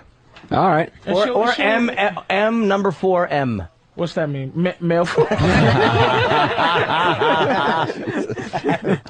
All right, line of the day. Thank you, intern David. Thank you. Sponsored by Carbo Night. Carbo Night backs up your computer hard drive, so you never have to worry about losing any of your files. Oh, his father's finished with him. 26-year-old intern. GFE. You know how many 26-year-old Filter fish eater. You know how many 26-year-old Jews are running corporations? And he's an intern? He'll invent some kind of something book. Of course. On the computer. Yeah. All right, He'll be fine. The friend file invented by a fucking little angry He'll Jew have boy. billions and fucking chicks will be throwing themselves at him. He'll be fine. Check it out at carbonight.com, promo code XM. Here's a runner-up line of the day. Why are you Robert Downey Jr. from Tropic Thunder? What the hell does that mean? Oh, Jesus. I told you he sleeps in a coffin. He doesn't even know what that movie is. Why are you talking to him? That was really funny, Patrice. Stress Factory, fucking Thursday, hurt Friday, Colin. Saturday. And invite him to everything now. All right, why don't we do another runner-up here? The fact that nobody even mentions that to Norton, because you know he would have no problem with it. Yeah. You could bring any skeleton in his class and go, yeah, bring him on. Oh, Norton. Yeah. Okay. I like the fact you said bring him on. Bring him on.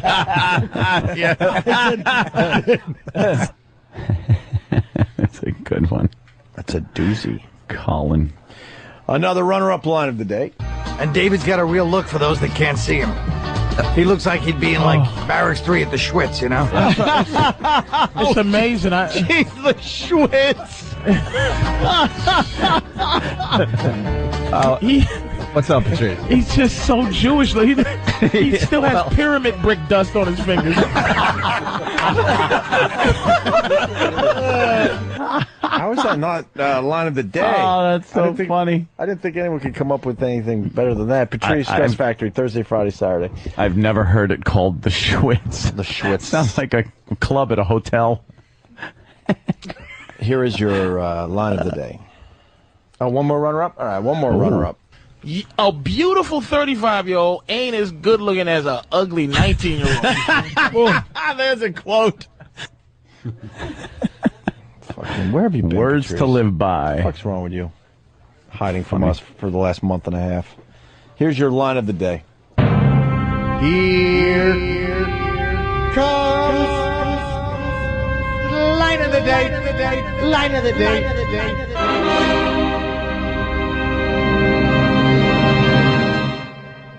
But you didn't mind it when you was doing it because you're that type of dude. No, I didn't. But he's the king of white trash. He buys teeth and trailers. Got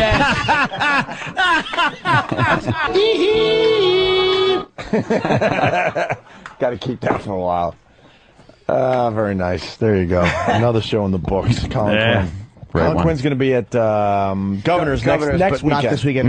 Next weekend for Colin Quinn. Next weekend. All right, and Gavin, thank you for all you did today. It was wonderful. Just having Gavin in here is great. Of course. Big lummox. You just feel safe.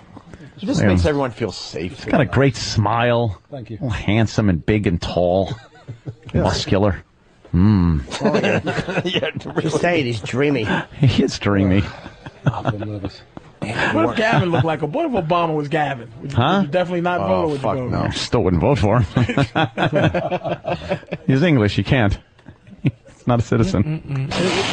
Would there be any way a black candidate would be qualified enough for you to vote for him? Why are we starting a new topic? We got to go home. I'm sorry. It's because I know I'm not going to talk to him after these mics is off. It's I know, we're I know. finished. Yeah, then we're done. Come back tomorrow. We'll continue. Damn it. Of course. Yes.